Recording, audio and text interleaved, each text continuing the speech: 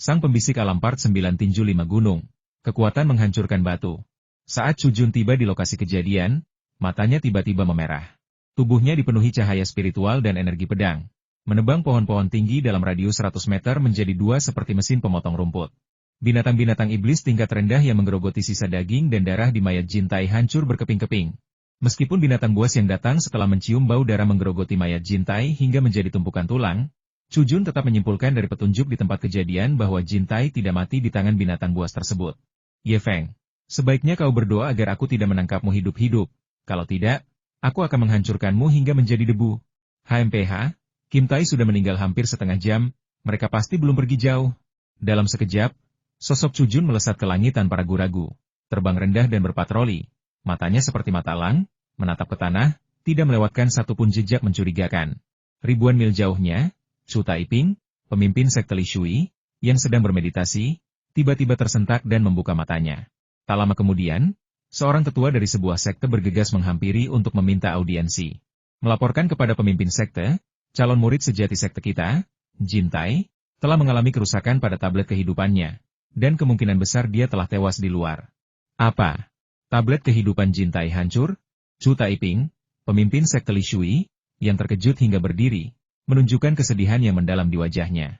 Kematian seorang murid yang hampir setara dengan murid sejati merupakan kerugian besar bukan hanya bagi sekte Li Shui tetapi juga bagi sekte Qiyun. Saudara Ye Feng, lihat, sosok itu melayang di langit lagi. Mengikuti pandangan Meng Xiayue, sesosok figur mulai berputar dan mencari di langit lebih dari 10 mil jauhnya. Area pencarian tidak besar, hanya sekitar 100 mil. Tetapi 100 mil ini mencakup jalan yang dilalui Ye Feng dan Meng Xiayue untuk meninggalkan pegunungan Yinshan. Mereka pasti dari sekte Li Shui.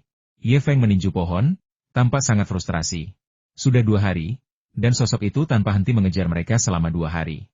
Sejak membunuh Kim Tai 2 hari lalu, sosok itu telah mencari mereka di langit, dan orang itu sangat terampil. Dia tidak pernah memasuki pegunungan Yinshan secara mendalam, tetapi hanya berpatroli di tepi pegunungan Yinshan dan jalan keluar yang memungkinkan. Kadang-kadang, monster terbang akan mencoba membuat masalah baginya, tetapi mereka akan dibunuh oleh pedangnya.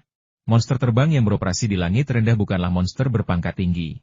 Selain itu, orang itu hanya maju sekitar belasan mil setiap hari, dan kadang-kadang melancarkan serangan mendadak. Dengan cara ini, Ye Feng tertangkap basah. Karena di pegunungan Yinshan yang berbahaya, dengan Meng Xiayue bersamanya, Ye Feng hanya bisa menempuh jarak sekitar 10 mil sehari. Hal ini menempatkan Ye Feng dalam dilema di mana dia tidak bisa maju maupun mundur. Jika mereka mundur, Yinshan akan sangat berbahaya. Dengan Meng Xiayue ikut serta, Ye Feng hanya memiliki sedikit pilihan lain. Mereka hanya bisa memilih area datar untuk meninggalkan Yinshan. Tetapi begitu mereka pergi, sosok-sosok yang berpatroli di langit pasti akan dapat melihat mereka. Jika kau melangkah lebih jauh, kau akan memasuki jantung pegunungan Yinshan. Begitu sampai di titik ini, Ye Feng tidak berani lagi menjelajah lebih dalam ke pegunungan Yinshan.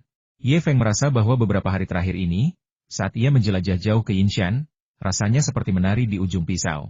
Ia telah beberapa kali memasuki wilayah binatang buas tingkat rendah dan menengah tingkat bumi, terus-menerus berada di ambang hidup dan mati. Meskipun ia dapat mendengar bahasa binatang buas, yang memungkinkannya untuk menghindari binatang buas tingkat tinggi. Namun, jika mereka cukup sial bertemu dengan binatang iblis tingkat rendah yang sedang berburu makanan, kematian akan menanti Ye Feng dan Meng Xiayue. Ye Feng merasa mereka tidak bisa menunda lebih lama lagi. Jika mereka berlarut-larut lebih lama, dan orang di langit itu memanggil beberapa bala bantuan lagi, Ye Feng dan Meng Xiayue akan terjebak. Sepertinya kita tidak punya pilihan selain mengambil pendekatan yang berisiko. Dengan Meng Xiayue di sisinya, Ye Feng dengan cepat melintasi pegunungan dan hutan, mencari targetnya. Tiba-tiba, seekor musang petir melesat melewatinya. Sikat! Ye Feng bergerak dengan lincah seperti air yang mengalir, melompat dan berlari, mengejar musang yang secepat kilat dan langsung menangkapnya di tangannya. Dengan ekspresi gembira, Ye Feng meletakkan tangannya di atas gelang penyimpanan, masih agak ragu. Metode Ye Feng cukup sederhana, dia ingin menggunakan liontin giok besar pada Meng Xiayue, yang dapat dilacak oleh sekte Li Shui, untuk menggantung liontin itu pada seekor binatang kecil, sehingga binatang itu akan mengalihkan perhatian para pengejar di langit. Meskipun metode ini pasti berhasil, namun memiliki kelemahan fatal. Itulah perbedaan kecepatan antara Ye Feng dan pihak pengejar dari sekte Li Shui. Para pengejar dari sekte Li Shui dapat terbang, dan sosok di langit jelas lebih cepat daripada Jin Tai. Bahkan jika Ye Feng dapat menggunakan liontin giok besar ini untuk mengalihkan perhatian para pengejar selama setengah jam, 1 jam, atau bahkan 2 atau 3 jam. Namun seberapa jauh Ye Feng bisa berlari dalam 2 atau 3 jam? Di pegunungan dan hutan, bahkan jika Ye Feng menggunakan langkah Dewa Angin untuk berlari dengan kecepatan penuh, tanpa memperhitungkan keberadaan binatang buas Dinshan, dia hanya bisa berlari paling jauh sekitar 100 mil dalam 2 atau 3 jam. Namun, begitu para pengejar di langit menyadari bahwa mereka telah ditipu, mereka dapat mencari di seluruh area dalam waktu setengah jam. Pada saat itu, Ye Feng tetap akan gagal.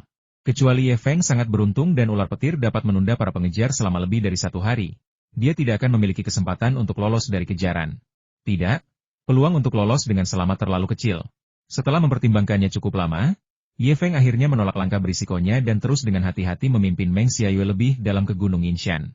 Tiba-tiba, saat Ye Feng mendaki ke puncak bukit, musang petir yang dibawanya mulai mendesis cemas, suaranya mendesak, dan tubuhnya mulai gemetar.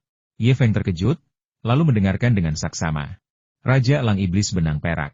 Raja Elang Iblis Benang Perak. Ini adalah wilayah Raja Elang Iblis Benang Perak. Setelah mendengar itu, ekspresi Ye Feng berubah drastis. Elang Iblis Benang Perak awalnya adalah binatang iblis terbang tingkat bumi kelas rendah, sedangkan Raja Elang Iblis Benang Perak adalah binatang tingkat bumi kelas menengah. Namun yang paling mengesankan adalah meskipun Raja Elang Iblis Benang Perak hanya binatang tingkat bumi kelas menengah, kekuatan tempurnya sebanding dengan binatang iblis tingkat bumi kelas tinggi. Bahkan, kekuatan tempur Raja Elang Iblis Benang Perak sedikit lebih kuat daripada kekuatan binatang iblis tingkat bumi kelas tinggi. Namun, hal yang terpenting adalah konsep wilayah. Raja Elang Iblis Benang Perak adalah monster dengan rasa teritorial yang sangat kuat. Di dalam wilayahnya, bahkan jika jenisnya sendiri berani menerobos masuk, mereka akan langsung dibunuh. Semua hal ini tercatat dalam sebuah buku tentang monster-monster aneh yang disediakan untuk dibaca oleh para murid di Sekte Qiyun. Buku itu mencatat karakteristik dan kelemahan monster-monster umum di benua sejati yang mendalam, serta cara menghadapi mereka ketika bertemu dengan mereka. Raja Elang Iblis Benang Perak. Raja Elang Iblis Benang Perak. Ye Feng menggumamkan nama Raja Elang Iblis Benang Perak, matanya berkilat dengan cahaya aneh, dan sebuah ide berani muncul di benaknya. Haruskah kita menggunakan Raja Elang Iblis Benang Perak ini untuk mengecoh para pengejar dari Sekte Li Sui? Jika dia benar-benar tertangkap, orang itu kemungkinan besar akan terluka parah, bahkan mungkin tewas. Ye Feng termenung dalam-dalam. Meskipun Ye Feng mungkin memang berniat menggunakan Raja Elang Iblis Benang Perak untuk memburu para pengejarnya, pada kenyataannya, Ye Feng, yang hanya seorang kultivator tingkat esensi sejati 2, pada dasarnya sedang bermain api dengan menggunakan binatang iblis tingkat bumi menengah yang bahkan kultivator alam transformasi roh pun tidak berani hadapi dengan mudah. Jika Ye Feng tidak berhati-hati, dia akan bermain api dan terbakar. Sebelum orang lain terjebak, kamu sudah terjebak terlebih dahulu. Ye Feng sangat menyadari bahaya yang terlibat, tetapi begitu pikiran itu muncul, ia tumbuh tak terkendali. Ini mungkin satu-satunya kesempatan Ye Feng untuk melarikan diri dengan lancar, dan mungkin dia bahkan bisa melampiaskan amarahnya. Namun, kesulitan yang terlibat sangat luar biasa. Namun, Ye Feng praktis adalah raja pegunungan dan hutan. Setelah mendapatkan ide, Ye Feng segera memikirkannya dengan cermat. Pertama-tama, ia menempatkan Meng Xiaoyue di sebuah lubang pohon yang sangat terpencil sebelum perlahan melangkah ke wilayah Raja Elang Iblis Benang Perak, berhenti dan mendengarkan setiap langkahnya. Terkadang, kata-kata sederhana dari hewan-hewan kecil di pegunungan dapat memberikan banyak informasi penting kepada Ye Feng. Sebagai contoh, percakapan di antara ular-ular kecil itu memperjelas satu hal bagi Ye Feng. Raja Elang Iblis Benang Perak sangat menghargai wilayah udaranya di atas segalanya. Jika ada makhluk terbang yang berani menerobos wilayah udara Raja Elang Iblis Benang Perak, terlepas dari kekuatannya, Raja Elang Iblis Benang Perak akan marah dan langsung menyerang. Akibatnya, burung-burung sulit ditemukan di wilayah seluas beberapa puluh mil ini. Raja Elang Iblis Berbenang Perak acuh tak acuh terhadap klaim teritorial di darat dan jarang mempedulikannya. Ular kecil dan bahkan beberapa binatang iblis tingkat rendah yang hidup di sana diabaikan oleh Raja Elang Iblis Berbenang Perak. Tentu saja, mereka mungkin akan menjadi santapannya suatu hari nanti.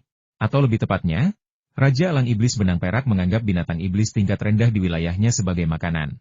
Hanya ketika monster kuat yang mengancam Raja Elang Iblis Benang Perak memasuki wilayahnya, barulah Raja Elang Iblis Benang Perak akan melancarkan serangan dahsyat. Dengan kata lain, di darat, selama Ye Feng menyembunyikan auranya dan keberuntungannya tidak terlalu buruk, dia masih aman. Dari binatang-binatang kecil itu, Ye Feng juga mengetahui bahwa sarang Raja Elang Iblis Benang Perak adalah sebuah gua di bawah puncak gunung. Sekarang pertanyaannya adalah, bagaimana Ye Feng dapat memanfaatkan pengejaran Raja Elang Iblis Benang Perak terhadap Sekte Li Sui? Dengan kata lain, bagaimana kita bisa membawa liontin giok besar itu, yang dapat dilacak oleh para pengejar dari Sekte Li Sui, ke sekitar Raja Elang Iblis Benang Perak? Di puncak gunung terjal di pegunungan Yinshan, angin kencang menderu, menerbangkan embun dan menyebarkan rumput gunung, menampakkan dua sosok yang terbaring di rerumputan. Namun, kedua sosok itu hanya muncul sesaat sebelum angin kencang menerpa, dan rerumputan kembali menutupi mereka, seketika menyembunyikan mereka dari pandangan sekali lagi. Terkadang, hanya ketika kepala di rerumputan bergerak sedikit barulah Anda dapat mengetahui bahwa masih ada makhluk hidup di sini. Kedua tokoh ini adalah Ye Feng dan Meng Xiaoyue. Ye Feng membawa Meng Xiaoyue mendaki puncak gunung yang curam ini dan bersembunyi di puncaknya, tempat mereka bermalam. Sekitar 30 meter di bawah puncak, terdapat sarang yang menjorok keluar. Di sana, seekor Raja Elang Iblis garis perak, yang panjang tubuhnya mencapai 10 meter bahkan saat meringkuk dan rentang sayapnya 100 meter, sedang tertidur dengan mata setengah terpejam. Jika Ye Feng mengintip sedikit saja, dia akan dapat melihat 3 bulu perak di atas kepala Raja Elang Iblis benang perak. Saat matahari terbit di timur, embun menjadi semakin tebal, dan angin yang menderu membuat Meng Xiaoyue, yang meringkuk di rerumputan, tampak semakin pucat. Kemarin sore, Ye Feng dan Meng Xiaoyue dengan hati-hati merayap naik ke puncak gunung, tempat mereka bersembunyi selama setengah hari dan semalam. Namun, Raja Elang Iblis benang perak bahkan tidak menggerakkan sarangnya, sehingga Ye Feng tidak memiliki kesempatan sama sekali. Xiaoyue, bisakah kau bertahan? Haruskah kita pergi dulu? Ye Feng menatap Meng Xiaoyue, yang tangan dan wajahnya pucat, dan agak khawatir. Meng Xiaoyue dengan keras kepala menggelengkan kepalanya, matanya yang indah berkilat penuh kebencian. Selama aku bisa membalas dendam pada sekte Li Shui, aku bisa menanggungnya. Ya sudahlah.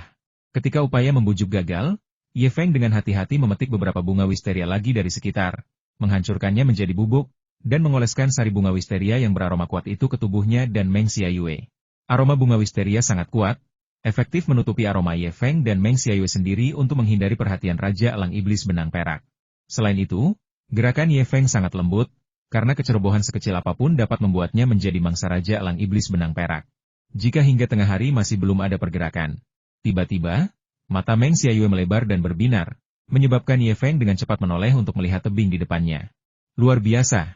Saat ratapan pilu itu menggema di langit, Raja Elang Iblis benang perak, yang selama ini tertidur di sarangnya, tiba-tiba melesat ke angkasa. Ketika bentang sayapnya yang mencapai 100 meter berada di atas kepala Ye Feng dan Meng Xiaoyue, ia merobohkan banyak sekali gulma di belakangnya. Seketika itu juga, kilatan cahaya perak muncul di langit, dan sosok raksasa Raja Elang Iblis benang perak lenyap tiba-tiba. Seberkas cahaya perak melintas di hutan di bawah gunung, dan Raja Elang Iblis benang perak segera mengeluarkan teriakan kemenangan. Di sepasang cakar besinya, seekor binatang iblis tingkat manusia menengah, serigala angin kencang, meronta-ronta tanpa henti. Ye Feng terbangun oleh teriakan kemenangan Raja Elang Iblis benang perak. Dia tiba-tiba mencondongkan tubuh keluar dari tebing dan melemparkan liontin giok biru besar yang telah dibungkusnya dengan rumput kering tebal ke arah sarang Raja Elang Iblis benang perak. Patah. Ketika Ye Feng melihat liontin giok cian besar itu jatuh tepat ke sarang Raja Elang Iblis benang perak, dia dengan cepat menarik kepalanya dan menutupi dirinya dengan rumput liar. Hampir bersamaan, Raja Elang Iblis benang perak, sambil melolong tanpa henti, menyeret serigala iblis itu dengan berat ke dalam sarangnya, di mana ia mulai menikmati santapannya yang berdarah. Ia bahkan tidak memperhatikan apakah ada gumpalan gulma tambahan di dalam sarangnya.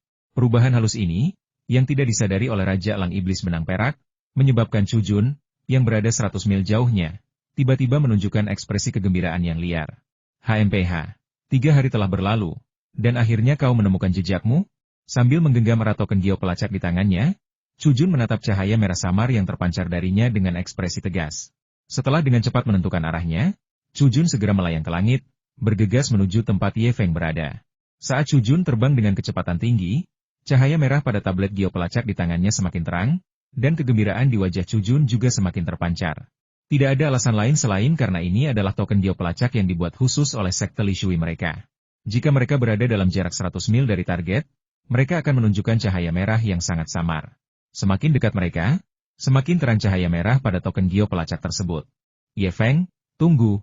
Jika kau berani melukai adik Jin, aku akan menangkapmu hidup-hidup dan kemudian menghancurkanmu hingga menjadi debu di depan arwah adik Jin, kata Chu Jun dengan ekspresi garang. Orang itu ada di sini. Ketika Ye Feng melihat titik hitam mendekat dengan cepat dari langit yang jauh, dia sangat gembira dan dengan lembut menuntun Meng Xiaoyue mundur. Hampir seketika Ye Feng melihat titik hitam kecil itu, Raja Elang Iblis benang perak, yang sedang mencari makan di sarangnya di tebing, tiba-tiba bergerak, matanya yang seperti elang menatap tajam ke kejauhan. Gelombang kegelisahan menyelimutinya saat ia tersapu oleh tatapan tajam seperti elang itu, tetapi kegelisahan ini justru menyebabkan kecepatan Chu Jun meningkat, bukan menurun. Seekor binatang iblis? Ada binatang iblis tingkat bumi yang kuat di dekat sini. Sepertinya aku harus bertindak cepat dan menangkap Ye Feng dan Meng Xiaoyue sesegera mungkin. Dengan sebuah pikiran, Tubuh Chujun memancarkan gelombang energi spiritual, dan kecepatan terbangnya tiba-tiba berlipat ganda. Suara melengking udara yang terkoyak bahkan terdengar oleh Ye Feng. Sambil memegang token Gio pelacak leluhur, Chujun terus menyalurkan kekuatan spiritualnya untuk menentukan lokasi persembunyian Ye Feng dan Meng Xiayue. Pandangan Chujun tertuju pada puncak gunung yang jauh. Di bawah puncak itu, gelap dan tampak seperti gua. Sensasi dari jimat Gio pelacak itu sepertinya berasal dari sana. Apakah Ye Feng dan Meng Xiayue bersembunyi di gua itu? Dengan sedikit memutar tubuhnya, Chujun melesat menuju gua di kaki gunung tempat Ye Feng bersembunyi. 30 li, 20 li, 10 mil. Ketika mereka berjarak sekitar 10 mil, pandangan Chujun ke gua itu terhenti, dan dia tiba-tiba merasa ada sesuatu yang salah. Luar biasa. Hampir seketika, Raja Elang Iblis Benang Perak membentangkan sayapnya yang sepanjang 100 meter, tiba-tiba melayang ke udara, dan mengeluarkan teriakan marah sambil menyerbu penyerang yang telah menerobos masuk ke wilayahnya. Memanggil.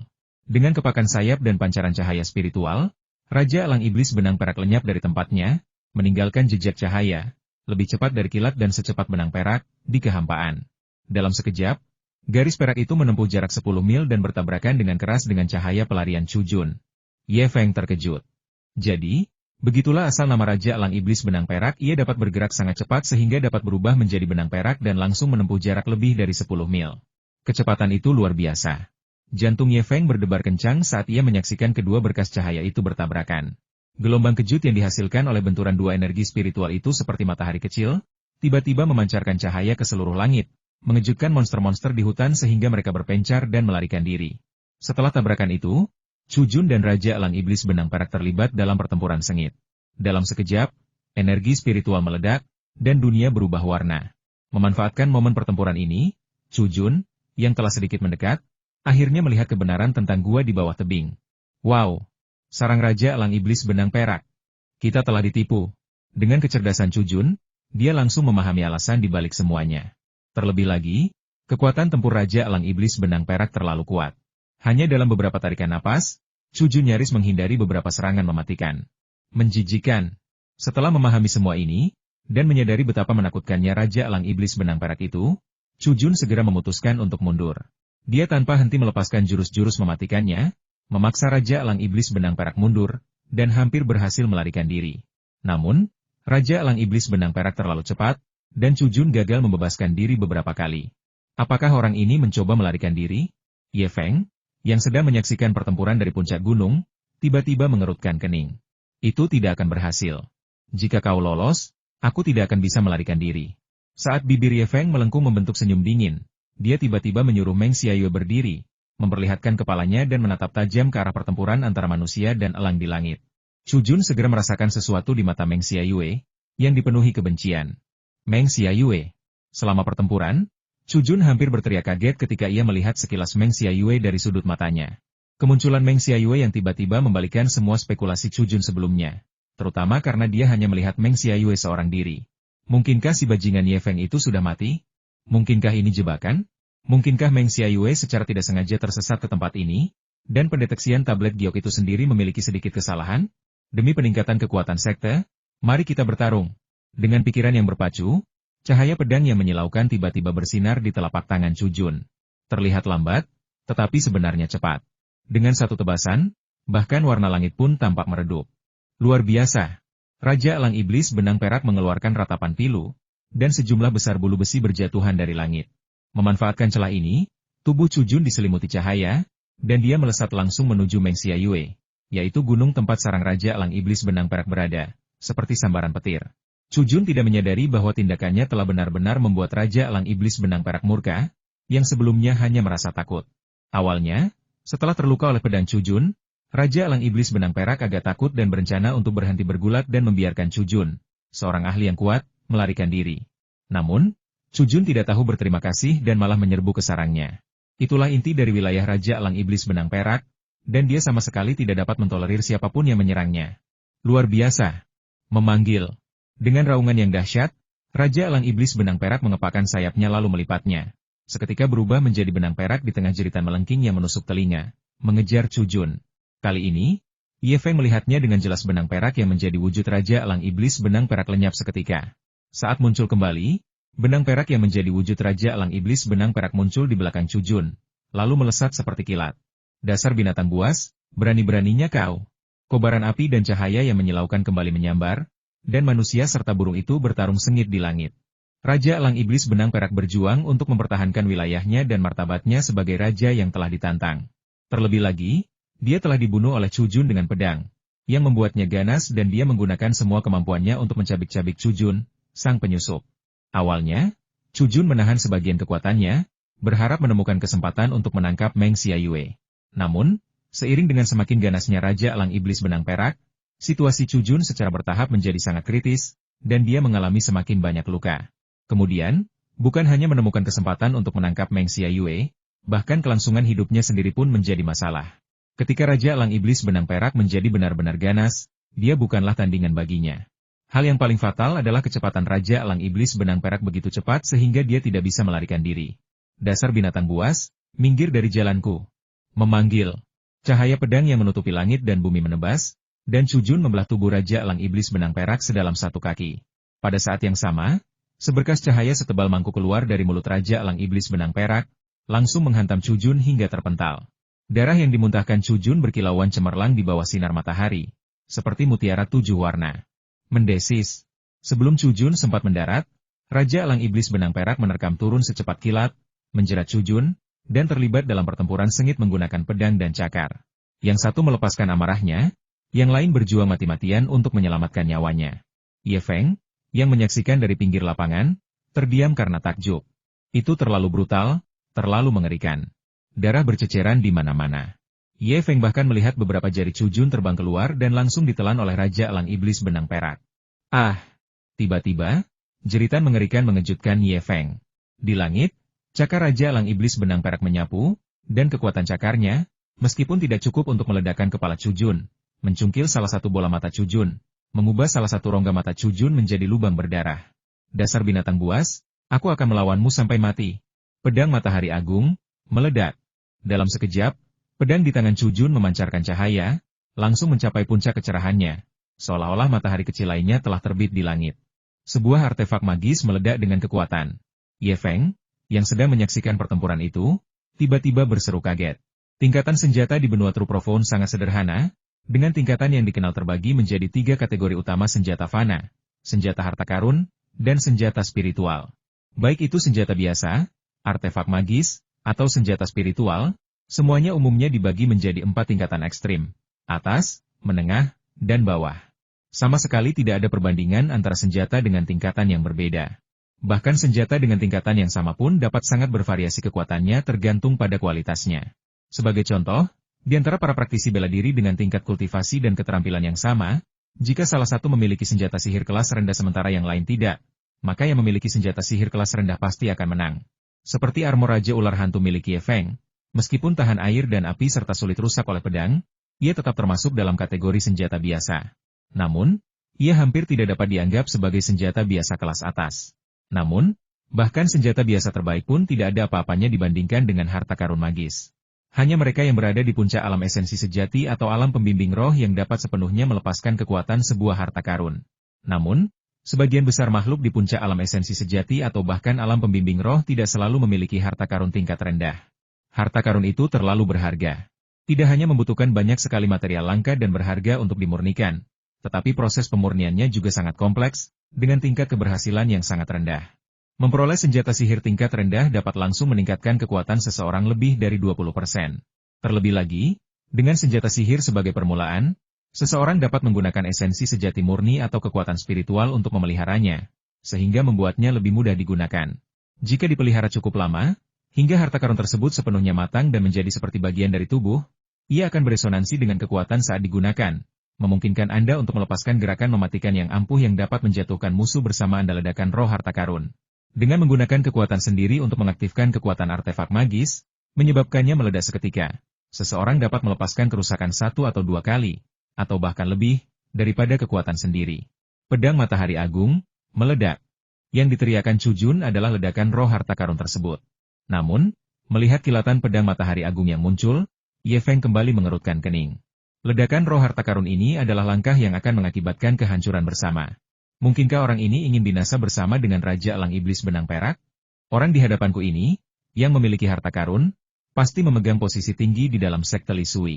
Di langit, saat Chu Jun meraung, pedang matahari agung tiba-tiba meledak menjadi bola, dan pancaran cahaya tak terhitung jumlahnya yang mampu menembus emas dan membelah batu menyembur keluar dari pedang matahari agung sebagai pusatnya, seperti matahari yang marah yang menyambar keluar. Seolah merasakan ancaman mematikan, Raja Elang Iblis Benang Perak mengeluarkan jeritan kaget dan marah. Bentang sayapnya yang mencapai 100 meter tiba-tiba menyelimuti tubuhnya. Hampir bersamaan, Chu Jun, yang mata kanannya kini berlubang berdarah dan tubuhnya dipenuhi luka, dengan cepat mengeluarkan sebuah jimat. Dengan kilatan cahaya, jimat itu tiba-tiba meledak. Jimat pelarian darah surga dan bumi, kabur. Dengan teriakan tajam, Chu Jun menggigit lidahnya, menyemburkan beberapa tegukan darah sari kehidupannya ke arah cahaya yang meledak dari jimat itu.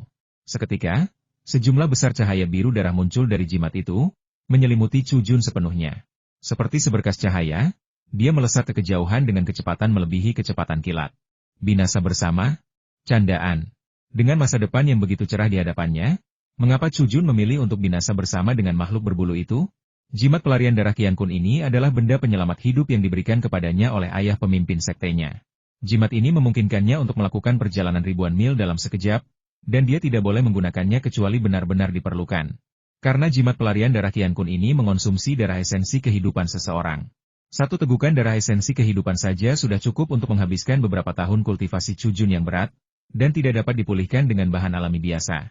Setelah memuntahkan saripati vitalnya, ditambah dengan luka parah yang telah dideritanya, wajah Chu Jun pucat pasi. Sebelum menggunakan jimat pelarian darah, Chu Jun menatap penuh kebencian ke puncak bukit tempat Meng Xiayue berada. Melihat itu, wajah Chu Jun berubah menjadi seringai mengerikan, dan dia tak kuasa menahan diri untuk memuntahkan seteguk darah lagi. Karena dia melihat Ye Feng. Ye Feng berdiri di samping Meng Xiayue, tersenyum sambil memandanginya. Ah! Di tengah derasnya darah yang mengalir, Chu Jun mengeluarkan raungan melengking. Dia telah jatuh ke dalam perangkap lagi, dan telah ditipu oleh Ye Feng. Dan itu terjadi lebih dari sekali. Ternyata, tindakan Meng Xiayue yang tiba-tiba berdiri tadi juga merupakan cara untuk merayunya. Hal ini membuat Chu Jun, yang sudah sombong karena kecerdasannya, semakin marah, hingga ia batuk darah tanpa terkendali, yang bercampur dengan darah dari jimat pelarian darah Qian Kun. Ye Feng, aku akan membunuhmu semasa hidupku. Raungan Chu Jun terdengar seperti tangisan kera. Biayanya terlalu tinggi. Hari ini, Ye Feng menipu saya sedemikian rupa sehingga sungguh mengerikan. Pedang Matahari Agung, harta karun tingkat menengah yang telah ia rawat selama 7 tahun untuk mencapai potensi penuh dan beresonansi dengannya, dihancurkan oleh Ye Feng. Mata kanannya juga hilang akibat tipu daya Ye Feng, dan tubuhnya dipenuhi luka. Dia ditipu oleh Ye Feng untuk menggunakan jimat pelarian darah Qian Kun untuk melarikan diri, dan memuntahkan beberapa tegukan darah esensi hidupnya. Paling tidak, dalam keadaan normal, dibutuhkan beberapa tahun kultivasi yang berat untuk pulih. Oh tidak! Dengan raungan marah, Chu Jun menghilang ke kejauhan, terbawa oleh jimat pelarian darah Qian Kun. Hampir seketika setelah Chu Jun mengaktifkan jimat pelarian darah Qian Kun, kekuatan harta karun tingkat menengah Chu Jun, pedang Matahari Agung, juga meledak sepenuhnya. Seperti matahari terbit, ia bersinar dengan kecemerlangan yang tak terbatas. Meskipun Raja Elang Iblis Benang Perak menggunakan sayapnya untuk melindungi dirinya sepenuhnya, dan lapisan tebal cahaya spiritual biru kehijauan gelap menyembur keluar dari tubuhnya, melindungi seluruh tubuhnya. Namun semuanya sia-sia. Mendesis. Seolah-olah 1000 pedang dilepaskan secara bersamaan, aura pelindung yang mengelilingi Raja Elang Iblis Benang Perak langsung melemah hingga lenyap, dan pancaran cahaya seperti anak panah tajam menghantam sayap Raja Elang Iblis Benang Perak dan langsung menembus tubuhnya.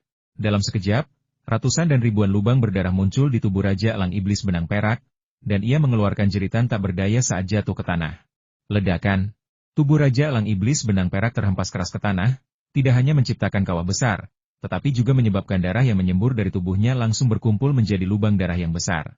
Di puncak bukit, Ye Feng dan Meng Xiayue menatap kosong ke segala arah, benar-benar terkejut. Harta karun yang dihancurkan Chu Jun jelas bukan harta karun kelas rendah. Setidaknya, itu adalah harta karun kelas menengah, atau bahkan kelas tinggi. Seberapa tinggi status seseorang yang memiliki senjata sihir tingkat menengah atau bahkan tingkat tinggi di sekte Li Sui? Namun, Ye Feng dengan cepat menepis pikiran itu. Musuh tetaplah musuh, dan bahkan jika itu adalah Raja Langit sendiri, Ye Feng tetap akan menjatuhkannya dan menendangnya beberapa kali jika diberi kesempatan. Ye Feng kini mengkhawatirkan hal lain. Haruskah dia sedikit lebih serakah?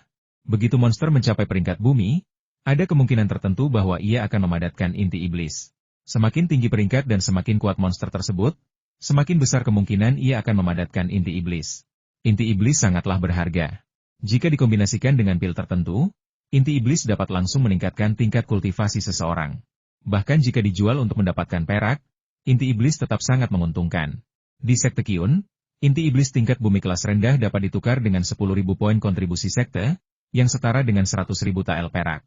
Raja Elang Iblis Benang Perak ini adalah raja di antara Elang Iblis Benang Perak, dan ia memiliki peringkat bumi tingkat menengah, sehingga kemungkinan memiliki inti iblis sangat tinggi. Yang paling membuat Ye Feng terkejut adalah Raja Elang Iblis Benang Perak itu terus-menerus kejang. Setiap kali kejang, darah menyembur dari ratusan lubang berdarah di sekujur tubuhnya. Jelas sekali bahwa ia bernapas lebih banyak gas daripada udara dan akan segera mati. Orang penakut akan kelaparan, orang berani akan berpesta. Dengan berat hati, Ye Feng mengambil keputusan. Xia Yue, tunggu aku di sini, aku akan segera kembali. Sembari berbicara, Ye Feng bergerak secepat kilat, langsung menuju ke Raja Elang Iblis Benang Perak, yang berada di ambang kematian. Pada saat ini, Raja Elang Iblis Benang Perak tampaknya telah menyadari kehadiran Ye Feng. Namun, setelah berjuang beberapa saat, hal itu hanya menyebabkan lebih banyak darah menyembur keluar. Kepala elangnya miring ke samping, dan ia jatuh di sana dalam kesedihan yang tak berujung, memberikan kesan seekor harimau yang jatuh ke padang rumput dan diganggu oleh anjing. Melihat Raja Elang Iblis Benang Perak yang sudah tidak mampu bergerak lagi, Ye Feng sangat gembira. Nelayan menuai keuntungan. Ini benar-benar seperti pertarungan antara burung snipe dan kerang. Sementara nelayan menuai keuntungan, Ye Feng sangat senang hingga hampir tertawa terbahak-bahak. Dalam sekejap, Ye Feng melompat ke leher Raja Elang Iblis Benang Perak, mengeluarkan pisau tajam, dan menusukkannya ke luka di leher Raja Elang Iblis Benang Perak, menghabisi Raja Elang Iblis Benang Perak sepenuhnya sebelum mengambil inti iblisnya. Saat pedang tajam itu menembus otak Raja Elang Iblis Benang Perak, tubuh Raja Elang Iblis Benang Perak bergetar, dan sepasang mata elangnya yang tak berdaya kehilangan kilaunya sepenuhnya. Hampir bersamaan, mutiara naga ilusi di dada Ye Feng tiba-tiba bergerak, dan perubahan aneh lainnya terjadi. Sama seperti sebelumnya, daya hisap yang luar biasa kuat datang dari mutiara naga ilusi. Seperti angin puting beliung yang menyapu dedaunan yang gugur, dengan panik menarik segala sesuatu dari Raja Elang Iblis Benang Perak yang baru saja meninggal. Daging dan darah, sumsum tulang, energi darah yang melimpah, sejumlah besar kekuatan spiritual yang tersisa di tubuhnya, dan bahkan beberapa kekuatan yang tidak disadari Ye Feng. Semuanya seketika menyatu menjadi aliran deras yang membanjiri tubuh Ye Feng. Namun, tubuh Ye Feng hanyalah sebuah saluran. Titik akhir dari aliran kekuatan ini adalah lapisan ruang pertama di dalam mutiara naga ilusi di dadanya. Tetapi bahkan hanya sebagai saluran, Ye Feng sudah kesulitan untuk menahan aliran kekuatan ini. Saat gelombang kekuatan mengalir ke tubuh Ye Feng, meridian di sekitar Ye Feng langsung membengkak seperti urat biru, dan seluruh tubuhnya membengkak seperti katak yang menggembung. Ledakan kekuatan ekstrim di dalam tubuhnya menyebabkan bercak darah yang tak terhitung jumlahnya langsung muncul di kulit Ye Feng, hampir mengubahnya menjadi sosok yang berlumuran darah. Dalam keterkejutannya yang luar biasa, Ye Feng, yang telah belajar dari pengalaman kali ini, langsung jatuh ke tanah begitu gelombang kekuatan mengalir ke tubuhnya. Dengan panik menggerakkan Qi Hunyuan Gong. Gong Qi Hunyuan beroperasi dengan kecepatan yang belum pernah terjadi sebelumnya. Kekuatan yang mengalir melalui meridian menyebabkan meridian tersebut bergesekan dengan menyakitkan dan menjadi panas, dengan cepat memurnikan aliran kekuatan yang memenuhi seluruh tubuh. Seolah-olah ia sedang berusaha menyelamatkan nyawanya, atau seolah-olah ia sedang berusaha merebut kekuasaan. Pada saat yang sama, lapisan ruang pertama di bola naga meraj bagaikan lubang hitam tanpa dasar, dengan panik melahap derasnya kekuatan yang ditarik oleh Raja Pemahat Iblis Benang Perak. Tingkat kultivasi Ye Feng meningkat dengan pesat. Sebelumnya, selama kultivasi, bahkan ketika Ye Feng mengonsumsi pil pemadatan esensi sejati, peningkatan esensi sejati di dalam dantiannya seperti air yang menetes dari tebing, hanya satu tetes esensi sejati yang memadat setiap beberapa puluh napas. Namun, kini, esensi sejati yang dimurnikan oleh Wan Qi Hunyuan Gong milik Ye Feng mengalir ke dantian Ye Feng seperti aliran kecil, dan kultivasi Ye Feng berkembang pesat. Mungkin itu karena tingkatan binatang iblis Raja Elang Benang Perak terlalu tinggi, dan kultivasinya berkali-kali lebih kuat daripada Raja Ular Hantu yang sebelumnya ditelan oleh mutiara naga ilusi. Atau mungkin, saluran, Ye Feng terlalu kecil, tidak mampu membiarkan terlalu banyak aliran kekuatan melewatinya sekaligus. Kali ini, bola naga meraj menyerap kekuatan Raja Elang Iblis Benang Perak, tetapi tidak seperti saat terakhir kali menyerap kekuatan Raja Ular Hantu. Penyerapan itu tidak hanya berlangsung sesaat. Keadaan dahsyat menyerap gelombang kekuatan ini tampaknya berlanjut tanpa henti. Tingkat kultivasi Ye Feng dan ranah Wan Qi Hunyuan Gong sama-sama berkembang pesat dalam kondisi ini. Tahap tengah dari tingkat kedua esensi sejati. Tahap akhir dari tahap kedua esensi sejati. Tingkat ketiga dari energi sejati, terobosan. Pada saat yang sama, Qi Hunyuan Gong milik Ye Feng juga menembus ke tingkat keempat. Namun, gelombang kekuatan itu tidak menghilang, dan kultivasi Ye Feng terus berkembang pesat. Tahap awal dari tiga alam esensi sejati. Tahap tengah dari tingkat ketiga energi sejati. Dengan tingkat kultivasinya yang terus meningkat, teknik Qi Hunyuan milik Ye Feng berhasil menembus ke tingkat kelima berkat dorongan kekuatan yang sangat besar. Melambai. Seperti botol yang dikosongkan, setelah suara lembut, aliran esensi sejati yang ditarik dari tubuh Raja Elang Iblis Benang Perak berakhir, dan pancaran mutiara naga ilusi di tubuh Ye Feng secara bertahap mereda dan perlahan menjadi tenang. Seolah-olah semua ini tidak pernah terjadi. Satu-satunya perbedaan adalah ruang pertama bola naga ilusi tampak lebih mempesona.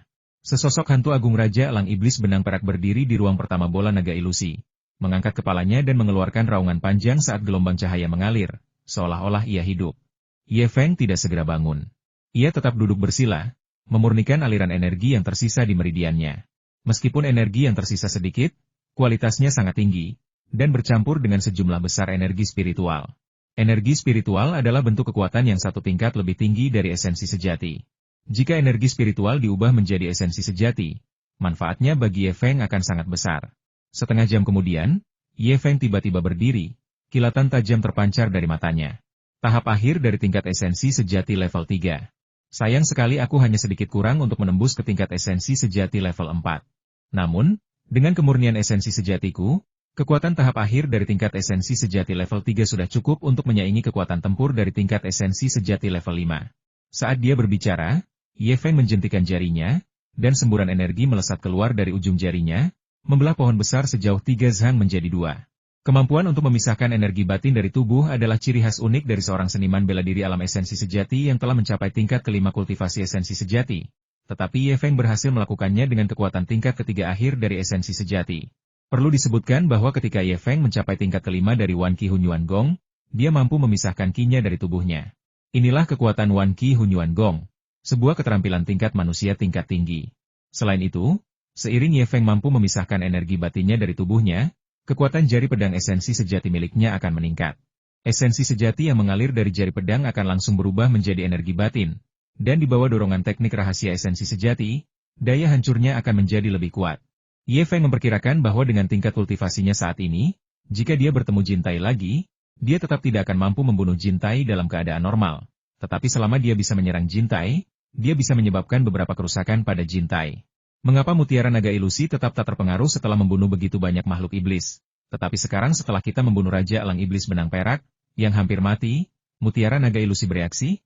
Setelah bangkit, Ye Feng memandang bulu-bulu yang tersisa yang hampir tidak membentuk Raja Elang Iblis Benang Perak, dan dipenuhi keraguan. Mungkinkah hanya dengan berada dalam kondisi setengah mati lalu bunuh diri barulah Anda dapat mengaktifkan mutiara naga meraj? Sambil menggelengkan kepalanya, Ye Feng menolak dugaan yang agak tidak masuk akal ini dan merenungkan kemungkinan kesamaan karakteristik antara Raja Ular Hantu dan Raja Elang Iblis Benang Perak. Tiba-tiba, mata Ye Feng berbinar. Raja. Inilah satu-satunya kesamaan antara keduanya. Baik Raja Ular Hantu maupun Raja Elang Iblis Benang Perak adalah raja di antara jenis monster mereka. Mungkinkah hanya dengan membunuh Raja Monster, mutiara naga ilusi dapat diaktifkan? Itu kemungkinan besar alasannya, tetapi untuk memastikannya, kita harus menunggu kesempatan di masa mendatang untuk memverifikasinya. Setelah keraguan besarnya teratasi, Ye Feng mengulurkan tangan ke arah mayat Raja Elang Iblis Benang Perak yang tersisa untuk melihat apakah ada sesuatu di sana. Begitu jarinya menyentuhnya, ekspresi Ye Feng berubah dari terkejut menjadi gembira. Terkejut, bulu-bulu yang tersisa dan mayat Raja Elang Iblis Benang Perak langsung berubah menjadi abu saat disentuh. Begitu pula cakar dan paruhnya. Betapa senangnya saya, di antara abu bulu-bulu itu, sebuah manik seukuran telur berdiri dengan tenang. Inti iblis. Senyum di wajah Ye Feng membeku saat dia mengulurkan tangan untuk mengambilnya. Inti iblis di dalam abu itu berubah menjadi awan abu hanya dengan sentuhan ringan jari Ye Feng. Ye Feng kemudian tersenyum pahit, menyadari bahwa dia terlalu naif. Daya hisap mutiara naga ilusi yang mengerikan bahkan mampu menyerap sepenuhnya energi dari bulu dan cakar Raja Elang Iblis Benang Perak, apalagi sesuatu yang sepenting inti iblis. Namun, Ye Feng jelas tidak dirugikan. Apalagi nilai satu inti iblis Raja Elang Benang Perak, bahkan 10 inti iblis Raja Elang Benang Perak pun tidak bisa membeli peningkatan kultivasi Ye Feng yang begitu pesat saat ini. Lompatan dari tingkat kedua esensi sejati ke puncak tingkat ketiga esensi sejati hampir setara dengan dua alam kecil. Jika ini diungkapkan, pasti akan mengejutkan orang. Dalam keadaan normal, bahkan dengan pasokan pil yang konstan, Ye Feng mungkin membutuhkan 1 atau 2 tahun, atau bahkan lebih lama, untuk mencapai ini. Ye Feng tidak tinggal lama di gunung ini. Meskipun reputasi Raja Elang Iblis Benang Perak menekannya, jika dia tinggal terlalu lama di sana, itu pasti akan menarik sejumlah besar binatang buas. Selain itu, Sekarang adalah saat yang tepat bagi Ye Feng dan Meng Xiayue untuk melarikan diri. Sekarang, selama kita memanfaatkan celah ini untuk melarikan diri dari pegunungan Yinshan dan berbaur ke dalam kota, bahkan jika sekte Li Shui mengirim banyak ahli, itu tidak akan berguna. Selain itu, kerajaan Blackwater bukanlah semata-mata wilayah kekuasaan sekte Li Shui. Ye Feng segera membawa Meng Xiayue dan, tanpa tidur atau istirahat selama beberapa hari, bergegas keluar dari pegunungan Yinshan dan langsung menuju kota terdekat. Namun, yang membuat Ye Feng terkejut, ia melihat poster buronan yang tergantung di gerbang kota dari kejauhan. Ye Feng, seorang murid sekte Qiyun, tidak hanya menculik Meng Xiayue, anak yatim piatu dari pahlawan besar Meng Chuan, yang nasibnya tidak diketahui, tetapi juga dengan kejam membunuh ibu Meng Chuan, Nyonya Meng. Ia sekarang dicari. Bajingan-bajingan dari sekte Li Shui itu benar-benar menjebakku. Ye Feng menggertakkan giginya saat membaca poster buronan itu. Satu-satunya hal yang membuat Ye Feng merasa beruntung adalah stempel resmi pada poster buronan itu milik pemerintah prefektur Kabupaten Yinshan, bukan istana kerajaan Blackwater. Jika tidak, itu akan menjadi masalah besar. Meng Xiayue, yang berdiri di samping, jatuh ke pelukan Ye Feng dengan bahu gemetar. Namun, Meng Xiayue kini puluhan kali lebih kuat daripada beberapa hari yang lalu. Setelah menghapus air matanya, dia mengatakan sesuatu yang bahkan membuat Ye Feng terkejut. Sepanjang hidupku, bahkan sebagai hantu pendendam, aku akan memusnahkan sekte Li Shui. Untungnya, para prajurit yang menjaga kota itu semuanya bodoh. Ye Feng berpakaian santai, dan dengan janggutnya yang tidak dicukur karena tidak merawat diri selama setengah bulan, dia dengan mudah menyelinap masuk ke kota. Setelah beristirahat sejenak di kota, Ye Feng membeli seekor kuda bertanduk perak dengan harga tinggi dan langsung berpacu menuju sekte Qiyun. Ye Feng merasa cemas. Separuh alasannya adalah karena mereka takut akan datangnya lebih banyak pengejar dari sekte Li Shui. Dan separuh lainnya karena kompetisi tahunan sekte Qi Shui akan segera dimulai. Selama Ye Feng berpartisipasi dalam kompetisi sekte, dia dapat secara sah dipromosikan menjadi murid inti dan menikmati lebih banyak sumber daya kultivasi. Namun, kemalangan tidak pernah datang sendirian. Setelah Ye Feng memasuki kota di wilayah sekte Qiyun, ia mengalami serangkaian pukulan. Meng Xiayue, yang telah tinggal di pegunungan dan hutan selama lebih dari 10 hari dan telah melakukan perjalanan tanpa henti selama hampir 10 hari, akhirnya tidak tahan lagi dan jatuh sakit. Ia mengalami demam tinggi dan mulai menggigil. Ketika mereka masih berjarak 3 atau 4 hari perjalanan dari sekte Qiyun, Ye Feng harus berhenti dan merawat Meng Xiayue. Yang membingungkan Ye Feng adalah tidak adanya surat perintah penangkapan terhadap dirinya di kota ini, yang berada di wilayah kekuasaan sekte Qiyun. Ye Feng menduga bahwa sekte Qiyun mungkin telah melakukan sesuatu terkait hal ini. Konferensi sekte seharusnya sudah selesai sekarang, kan? Sepertinya aku tidak bisa ikut berpartisipasi. Jika aku tidak bisa menjadi murid inti melalui kompetisi besar sekte, maka aku hanya bisa menjadi murid inti melalui 2 cara lain. Ye Feng bergumam, sambil menatap Meng Xiayue yang tertidur lelap setelah minum obatnya. Saat Ye Feng sedang merawat Meng Xiayue, sekelompok orang dari sekte Li Shui dengan mencolok memasuki sekte Qiyun. Orang pertama di belakang pemimpin sekte Li Shui tak lain adalah Chu Jun, yang kehilangan satu mata. Pemimpin sekte Kuo, Ye Feng telah melakukan kejahatan yang begitu keji. Jika dia tidak dibunuh, bagaimana kita bisa menebus dosa kita kepada dunia? Jika dia tidak dibunuh, bagaimana kita bisa menghadapi almarhum Meng Chuan? Jika dia tidak dibunuh, bagaimana kita bisa meredam kemarahan rakyat? Di dalam aula Dewan Puncak Itian, puncak utama sekte Qiyun, tetua Li Si dari sekte Li Shui, yang berhadapan dengan banyak anggota berpangkat tinggi dari sekte Qiyun, berbicara dengan tajam dan agresif. Tetua Li Si, klaim Anda tentang penculikan Meng Xiayue oleh Ye Feng dan pembunuhan Ibu Meng semuanya adalah pernyataan sepihak dari sekte Li Shui Anda. Bagaimana Anda bisa menghukum Ye Feng berdasarkan pernyataan sepihak Anda tanpa bukti apapun? Aku sendiri telah mengutus murid-muridku yang sejati ke Kabupaten Yinshan untuk menyelidiki kebenaran masalah ini. Setelah mereka kembali, masalah ini akan diadili oleh publik, kata Kuo Qijing, pemimpin sekte Qiyun dengan 3 jumbai janggut panjang di bawah dagunya, dengan suara berat. Pemimpin sekte Kuo, Anda keliru. Bukti kejahatan Ye Feng tak terbantahkan. Bagaimana mungkin pendapat satu orang dianggap sebagai bukti? Kuo Qijing, kepala sekte Qiyun, menyela Li Si dengan nada tidak puas. Saat wajah Li Si memerah dan dia hendak melampiaskan amarahnya, Chu Jun, yang berdiri di belakangnya, tidak bisa lagi menahan diri. Siapa bilang pendapat satu orang tidak bisa digunakan sebagai bukti? Tidak bisakah darah ratusan murid dalam dan luar sekte Li Shui saya digunakan sebagai bukti? Bukankah darah Jin Tai, seorang murid semi sejati dari sekte Li Shui, dapat digunakan sebagai bukti? 200 tentara perbatasan, dengan kepala berlumuran darah mereka masih menumpuk di Kabupaten Yinshan, tidak dapat dijadikan bukti. Bukankah mata wanita tua yang buta itu bisa dijadikan bukti? Stempel resmi prefektur Yinshan ada di sini. Bukankah ini bisa dijadikan bukti? Chu Ju meraung. Setiap teriakannya lebih ganas dari sebelumnya. Seolah-olah dia ingin melampiaskan semua kekesalannya dan membuat Ye Feng berdiri untuk mencabik-cabiknya saat itu juga. Chu Jun dipenuhi kebencian. Semua ini adalah kesalahan Ye Feng sehingga dia berubah menjadi hantu bermata satu. Setelah ia terluka parah oleh Raja Elang Iblis Benang Perak dan kembali ke sektenya hari itu, meskipun sekte Li Sui memiliki pil regenerasi anggota tubuh yang memungkinkan jari-jarinya yang terputus untuk tumbuh kembali dan mencegahnya menjadi lumpuh, mata kanannya tidak pernah dapat ditemukan lagi. Meskipun ramuan yang dapat meregenerasi anggota tubuh yang terputus adalah sesuatu yang ajaib, ramuan tersebut hanyalah ramuan yang mendorong pertumbuhan daging dan tulang. Bagian tubuh seperti mata, yang mewujudkan esensi dan keajaiban langit dan bumi, sama sekali tidak dapat diciptakan kembali. Sebelumnya, di mata orang-orang, dia adalah tuan muda Chu yang elegan dan menawan. Sekarang, dia adalah Chu Dumu, yang dihindari dan diteriaki oleh para gadis. Kebencian di hatinya terhadap Ye Feng sungguh luar biasa.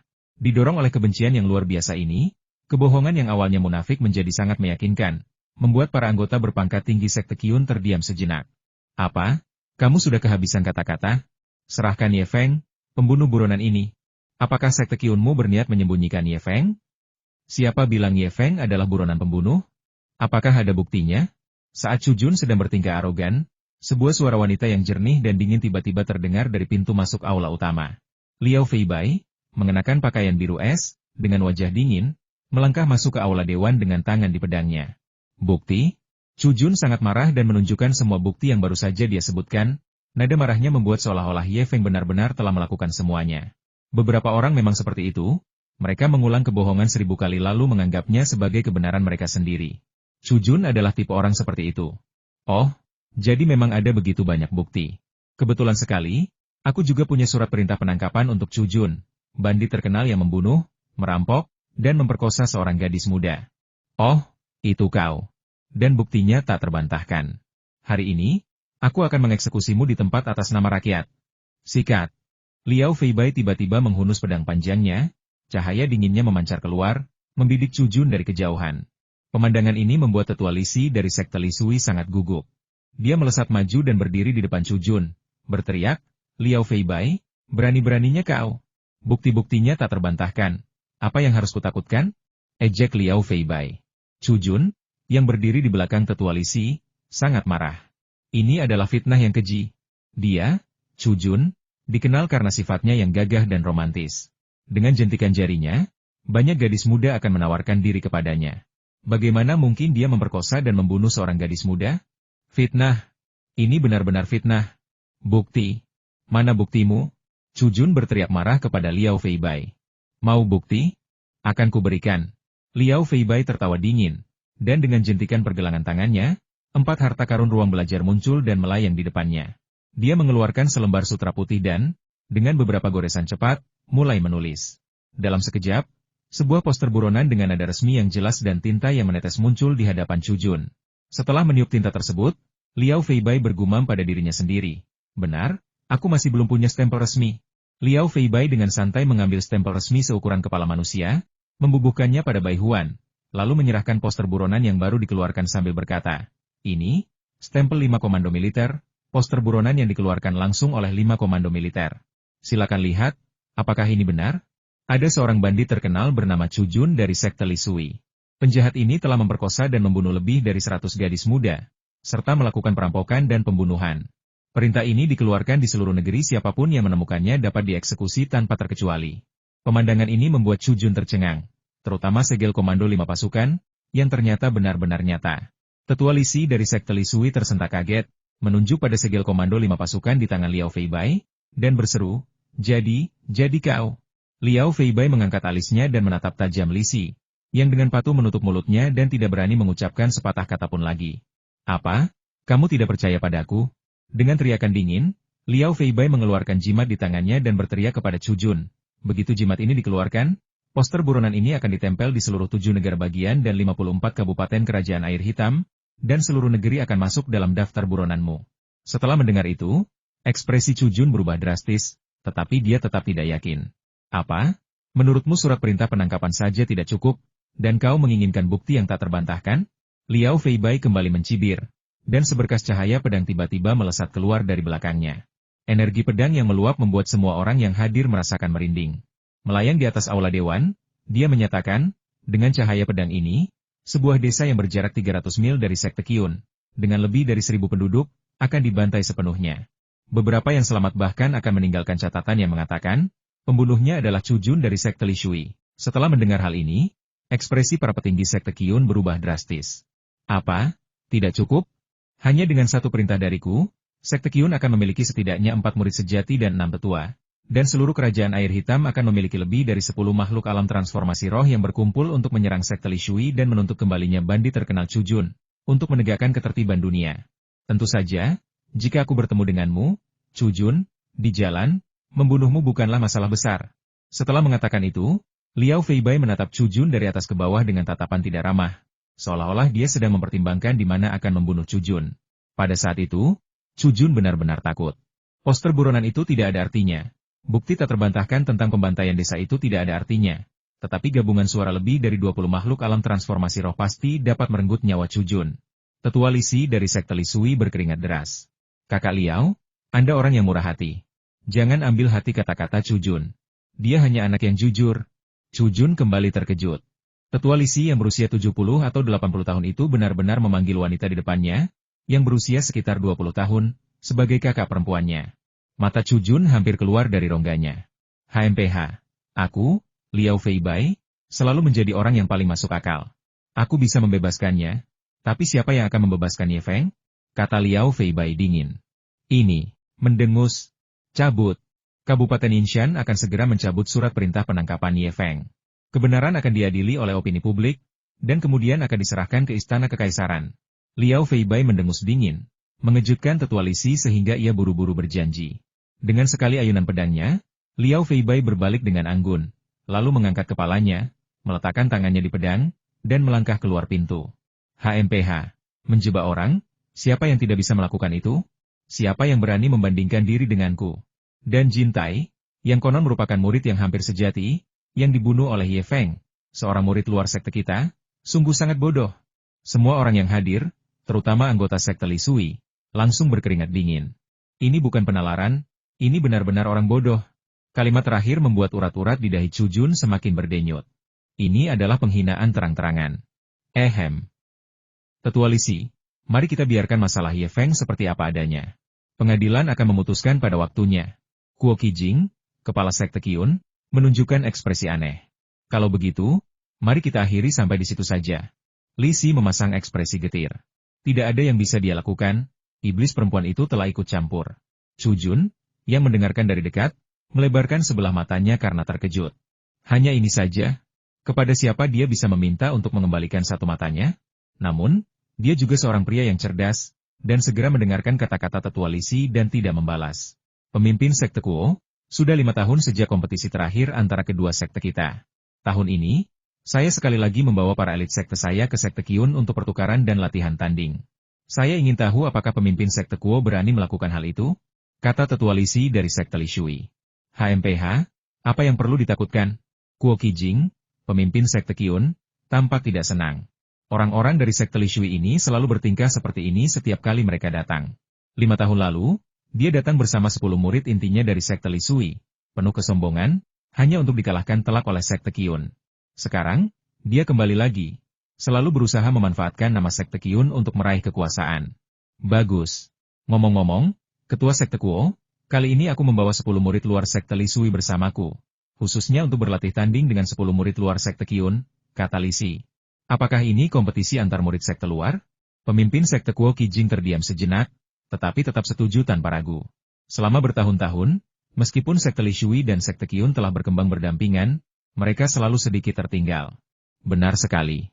Murid-murid inti dari kedua sekte sudah pernah bertarung sekali. Murid-murid luar mewakili potensi kekuatan suatu sekte. Kali ini, murid-murid luar dari kedua sekte kita akan bersaing untuk melihat siapa yang lebih baik. Setelah mendengar persetujuan Koki, Tetua Li Si dari sekte Li Shui merasa sangat gembira. Hehe, oke, bagaimana kalau besok saja? Tidak, waktunya akan diundur 3 hari, kata Tetua Li Si. Mengapa? Sebelum keberangkatan mereka, Kepala Sekte Chu Taiping, BI, secara khusus mengundang pangeran pertama dan pangeran ketiga untuk menyaksikan kompetisi besar antara kedua sekte yang diadakan setiap 5 tahun sekali. Pangeran pertama dan pangeran ketiga didampingi oleh rombongan, sehingga perjalanan mereka akan sedikit lebih lambat. Pada saat itu, Tetua Li Si terkekeh, Tentu saja, ini juga untuk menyelidiki pembunuhan Ye Feng. Oh, Kuo Qijing, pemimpin sekte Qiyun, mengeluarkan suara oh yang panjang, secercah kekhawatiran terpancar di matanya. Sepertinya kali ini, sekte Li Shui telah mempersiapkan diri. Setelah menghabiskan 2 hari memulihkan diri di kota kecil tempat mereka menetap, dan dengan kondisi Meng Xiaoyue yang sedikit membaik, Ye Feng, demi alasan keamanan, membawa Meng Xiaoyue dalam perjalanan kembali ke sekte. Sebelum Meng Xiaoyue tiba di sekte Qiyun dan sebelum perbuatan jahat sekte Li Shui terungkap ke dunia, sekte Li Shui mungkin akan mencegat dan membunuh Meng Xiaoyue dan Ye Feng untuk membungkam mereka. Sebelum kembali ke sektenya, Ye Feng sama sekali tidak berani lengah. Namun, setelah perjalanan panjang dan berliku, Ye Feng sangat khawatir dengan kesehatan Meng Xiaoyue. Wajah gadis keras kepala ini pucat pasi. "Xiaoyue, apakah kau masih bisa bertahan?" tanya Ye Feng setelah menunggang kuda dengan kecepatan penuh hampir sepanjang hari. Meng Xiaoyue menggigit bibir pucatnya dan mengangguk lemah, yang membuat Ye Feng mengerutkan kening. "Mari kita turun dan beristirahat sejenak. Aku akan mentransfer lebih banyak energi sejati kepadamu." Mendengar bahwa Ye Feng akan melakukan ini lagi, rona merah tiba-tiba muncul di wajah pucat Meng Xiaoyue. Karena dia belum memiliki kultivasi, Ye Feng hanya bisa mengirimkan sejumlah kecil esensi sejati ke tubuhnya setiap kali, dari berbagai bagian tubuhnya. Dalam prosesnya, beberapa kontak intim tidak dapat dihindari. Dalam 2 hari terakhir, Ye Feng telah mengirimkan esensi sejati ke Meng Xiaoyue beberapa kali. Saat Ye Feng hendak membantu Meng Xiaoyue turun dari kudanya, tiba-tiba terdengar suara mendesing tajam dari atas. Begitu Ye Feng mendongak, ia melihat seberkas cahaya berwarna-warni melesat ke arahnya. Para pengejar, dengan tatapan tajam, energi sejati Ye Feng melonjak, dan hampir bersamaan, sebuah suara yang agak familiar terdengar di telinga Ye Feng. "Ye Feng, jangan takut, ini aku." Sesaat kemudian, seorang gadis cantik dengan gaun warna-warni berdiri di depan Ye Feng dan Meng Xiaoyue. "Peri berbaju warna-warni, apakah itu kau? Apa yang membawamu kemari?" Ye Feng terkejut. "Syukurlah, akhirnya kami menemukanmu." Peri berbaju warna-warni meletakkan tangannya di dada dan menghela napas lega. "Saudari Liao memintaku datang. Dia bilang, karena sekte Li Shui telah datang ke sekte ini untuk menuntut keadilan, kau pasti telah melarikan diri dari wilayah sekte Li Shui. Dia memintaku untuk keluar dan menemuimu." Ye Feng menghela napas lega mendengar ini, dan hatinya langsung terasa hangat. Instruktur Liao Feibai ini benar-benar baik padanya. Sekte Li Shui datang ke sekte kita untuk menuntut penjelasan. Apa yang ingin sekte itu katakan? Ini adalah kekhawatiran terbesar Ye Feng. "Jangan khawatir," berkat campur tangan saudari Liao, para tetua sekte Li Shui sangat ketakutan sehingga mereka langsung setuju untuk mencabut surat perintah penangkapanmu. Setelah jeda, peri berpakaian warna-warni menambahkan, "Namun, masalah ini masih perlu ditangani. Gadis kecil ini sangat cantik, dia pasti Xiaoyue, kan?" Cai menoleh ke Meng Xiaoyue dan berkata. Meng Xiaoyue melirik Cai dengan waspada. "Siapa bilang aku terlalu muda? Aku hampir 15 tahun." Setelah mengatakan itu, dia menarik lengan Ye Feng lebih erat lagi. Peri berbaju warna-warni itu terkekeh beberapa kali, sama sekali tidak keberatan, dan hanya berkata, "Ayo kita segera kembali ke sekte kita." Saat mereka berbicara, peri berbaju warna-warni itu meraih salah satu dari mereka dengan masing-masing tangan. Tubuhnya memancarkan cahaya spiritual saat ia melayang ke langit. Tahukah Anda, kecepatan terbangnya di langit benar-benar luar biasa. Tidak seperti perjalanan di darat, di mana terdapat berbagai macam tikungan dan belokan, jarak lurus sejauh 200 mil dapat dengan mudah menjadi 3 atau 400 mil setelah semua tikungan dan belokan tersebut. Kecepatan terbang beberapa kali lipat lebih cepat daripada perjalanan dengan menunggang kuda. Perjalanan yang biasanya memakan waktu lebih dari 3 hari diselesaikan hanya dalam 1 malam. Bahkan dengan peri berpakaian warna-warni yang membawa 2 orang dan kecepatan terbang yang sangat berkurang. Ketika peri berpakaian warna-warni membawa Ye Feng kembali ke sekte, para petinggi sekte Qiyun, yang telah menerima kabar tersebut, sudah menunggu Ye Feng. Tentu saja, status Ye Feng bukanlah sedemikian rupa sehingga pemimpin sekte Qiyun dan sekelompok tetua akan menyambutnya di gerbang gunung, atau bahwa mereka semua akan menunggu di aula Dewan Puncak Utama, Puncak Kitian, untuk mengajukan pertanyaan kepadanya. Insiden ini telah memberikan dampak yang sangat besar. Meng Chuan adalah murid sekte Qiyun dan pahlawan dunia, selalu menjadi kebanggaan sekte Qiyun. Orang yang dikabarkan meracuninya juga seorang murid sekte Qiyun. Jika masalah ini tidak diklarifikasi dan digunakan oleh saingan sekte Qiyun akan berada dalam masalah besar. Peri berpakaian warna-warni mengantar Ye Feng dan Meng Xiaoyue langsung ke pintu masuk aula Dewan Puncak Kitian, tempat beberapa murid sekte Qiyun sedang menunggu. Ye Feng mengenali salah satu dari mereka. Dia adalah Feng Chuyu, seorang murid sejati dari Puncak Lingjian. Saat peri berbaju warna-warni muncul di langit bersama Ye Feng dan Meng Xiaoyue lalu mendarat di tanah, Feng Chuyu menatap Ye Feng dengan tatapan tidak ramah. Setelah mendarat, Feng Chuyu menghampirinya dan berkata, Cai, kau bisa saja memberitahuku tentang kerja keras ini. Kenapa kau harus melakukannya sendiri? Lihat, kau sangat lelah sampai wajahmu pucat pasi. Akhirnya, melihat Ye Feng dan Meng Xiaoyue masih berpegangan erat pada lengan peri berpakaian warna-warni, mempertahankan posisi terbang mereka, wajah Fen Chuyu menjadi gelap, dan dia dengan dingin berteriak pada Meng Xiaoyue, lepaskan sekarang. Sebenarnya, melihat Ye Feng masih berpegangan pada lengan peri Cai, Fen Chuyu merasa sedikit cemburu. Dia telah mengejar peri Cai begitu lama, tetapi mereka belum pernah sedekat ini. Namun, dia takut jika dia langsung memarahi Ye Feng, peri Cai akan menganggapnya terlalu picik. Jadi dia malah memarahi Meng Xiaoyue. Minuman itu langsung mendorong Meng Xiaoyue ke belakang Ye Feng. Ye Feng sangat marah. Kenapa kau berteriak? Kau membuatnya takut. Ye Feng berteriak marah pada Fen Chuyu. Saat dimarahi oleh Ye Feng, wajah Fen Chuyu langsung berubah masam. Ye Feng, kenapa kau memarahiku? Aku cuma gadis kecil, aku meminumnya, lalu kenapa? Dia adalah putri dari pahlawan besar Meng Chuan, kata Ye Feng dingin. Kata-kata umpatan Fen Chuyu langsung tersangkut di tenggorokannya. Peri berbaju warna-warni, kelelahan setelah terbang sepanjang malam, menatap dingin ke arah Fen Chuyu, membuat Fen Chuyu bingung dan tidak tahu harus berbuat apa. Saat Ye Feng marah, dia bisa membantai ribuan orang sejauh bermil-mil. Kau peri berbaju warna-warni itu menatap Fen Chuyu dengan tatapan yang sangat dingin, menggelengkan kepalanya sedikit, lalu menatap Fen Chuyu lagi. Selama malam yang mereka habiskan bersama, peri berbaju warna-warni itu memperoleh pemahaman yang cukup baik tentang situasi tersebut. Fen Chuyu langsung merasa cemas, menatap Ye Feng dengan tajam, dan berkata, Cai, aku hanya mengkhawatirkanmu. Lihat betapa lelahnya kamu. Kamu pasti sudah kehabisan energi spiritual. Sebaiknya kamu minum pil embun roh ini dulu. Menanggapi niat baik Fen Chuyu, peri Cai tidak berkata apa-apa, melainkan hanya menggelengkan kepalanya. Melihat ini, tatapan Fen Chuyu terhadap Ye Feng menjadi semakin dingin. Melihat usahanya tidak membuahkan hasil, Fen Chuyu dengan tidak sabar memberi isyarat kepada seorang murid dalam yang menjaga lorong menuju ruang dewan. Yu Chengzhu, kemarilah dan bawa kedua orang ini ke ruang dewan untuk menemui pemimpin sekte. Awalnya, ini adalah urusan Fen Chuyu, tetapi dengan kehadiran Cai di sini, Fen Chuyu langsung berubah pikiran dan ingin tinggal di sini untuk menciptakan kesempatan berduaan dengan peri Cai. Ya, kakak Fen. Saat murid dalam bernama Yu Chengzhu tiba, ekspresi Ye Feng dan Meng Xiaoyue berubah, terutama Ye Feng. Mendengar nama orang itu seperti mendengar nama musuh. Xiaoyue, apakah ini orangnya? Tanya Ye Feng dengan suara rendah. Meng Xiaoyue menggigit bibirnya dan mengangguk sedikit. Ekspresi Ye Feng berubah tegas, dan dia tiba-tiba bertanya kepada Yu Chengzhu, kau Yu Chengzhu, kan? Kaulah yang selama 6 tahun terakhir menjalankan misi sekte untuk mengirimkan uang keluarga ke keluarga Meng Chuan di Kabupaten Yinshan, bukan? Mendengar pertanyaan Ye Feng, mata Yu Chengzhu berkedip, dan ekspresinya berubah drastis saat melihat Meng Xiaoyue. Hampir bersamaan, tubuh Ye Feng membungkuk dan melompat ke depan, dan dalam sekejap ia melesat, sebuah tinju penghancur macan tutul petir dilepaskan. Akan kuhajar kau sampai mati, dasar bajingan. Ye Feng meraung. Bang! Karena lengah, Yu Chengzhu hanya secara naluriah menghindari titik vital sebelum terkena pukulan di titik vital oleh tinju penghancur macan petir Ye Feng. Namun, Yu Chengzhu cukup tangguh. Setelah terkena tinju penghancur macan petir Ye Feng, dia hanya terguling beberapa kali. Apa yang kau lakukan? Yu Chengzhu meraung. Apa yang sedang aku lakukan? Aku akan memukulmu. Dasar bajingan, apa kau tidak tahu kesalahan yang telah kau lakukan? Ye Feng meraung, serangannya mendarat tepat di belakang Yu Chengzhu. Dia mengikuti dari dekat, melepaskan teknik pemutus ular dan membuat lengan Yu Chengzhu terkilir dalam beberapa gerakan cepat. Dor dor dor.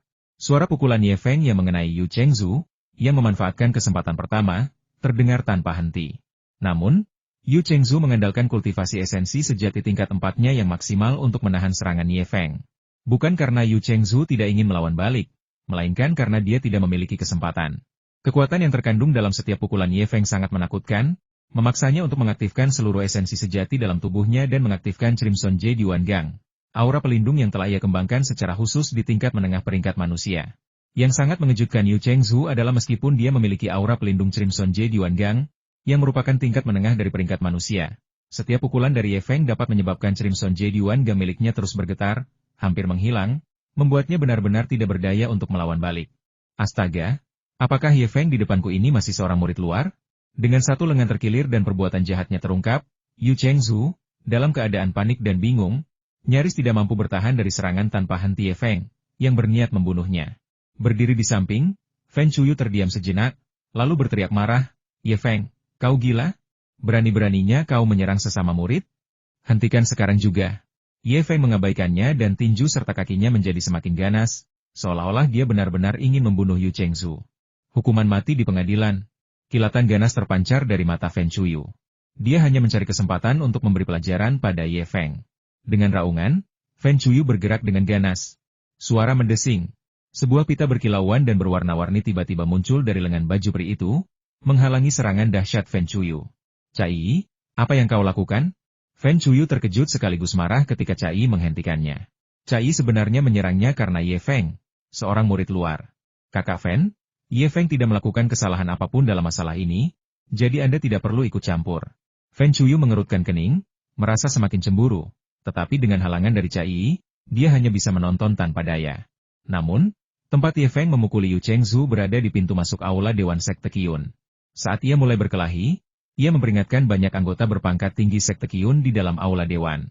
Terkejut, Kuo Qijing, pemimpin Sekte Qiyun, memimpin 8 tetua keluar dari aula Dewan. Mereka melihat Yu Chengzu, seorang murid dalam, dibantai oleh Ye Feng, seorang murid luar, dan tetua kelima, Hong Banjiang, sangat marah hingga hampir memutar hidungnya hingga berubah bentuk. Dasar bajingan, apa yang kalian semua lakukan? Hentikan. Tetua Hong meraung marah, wajahnya pucat pasi, karena Yu Chengzu adalah muridnya. Setelah seorang murid luar menjadi murid dalam, mereka dapat secara resmi menjadi murid magang di Sekte Qiyun. Tentu saja, ini adalah proses seleksi dua arah. Sekte harus memilih Anda. Teriakan marah tetua Hong mengejutkan Yu Chengzu, yang selalu takut pada gurunya. Rasa takut ini mengungkap kelemahan dalam posisi bertahan Yu Chengzu yang sudah rapuh. Ye Feng bergerak dengan langkah cepat dan serangan siku berputar, menghancurkan Yuan Ganggiok merah milik Yu Chengzu.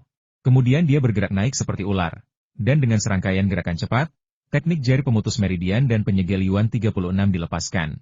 Sosok Yu Chengzu yang terhuyung-huyung tiba-tiba membeku, dan mata Ye Feng berkilat dengan niat membunuh saat dia menebas tepat ke tenggorokan Yu Chengzu dengan telapak tangannya.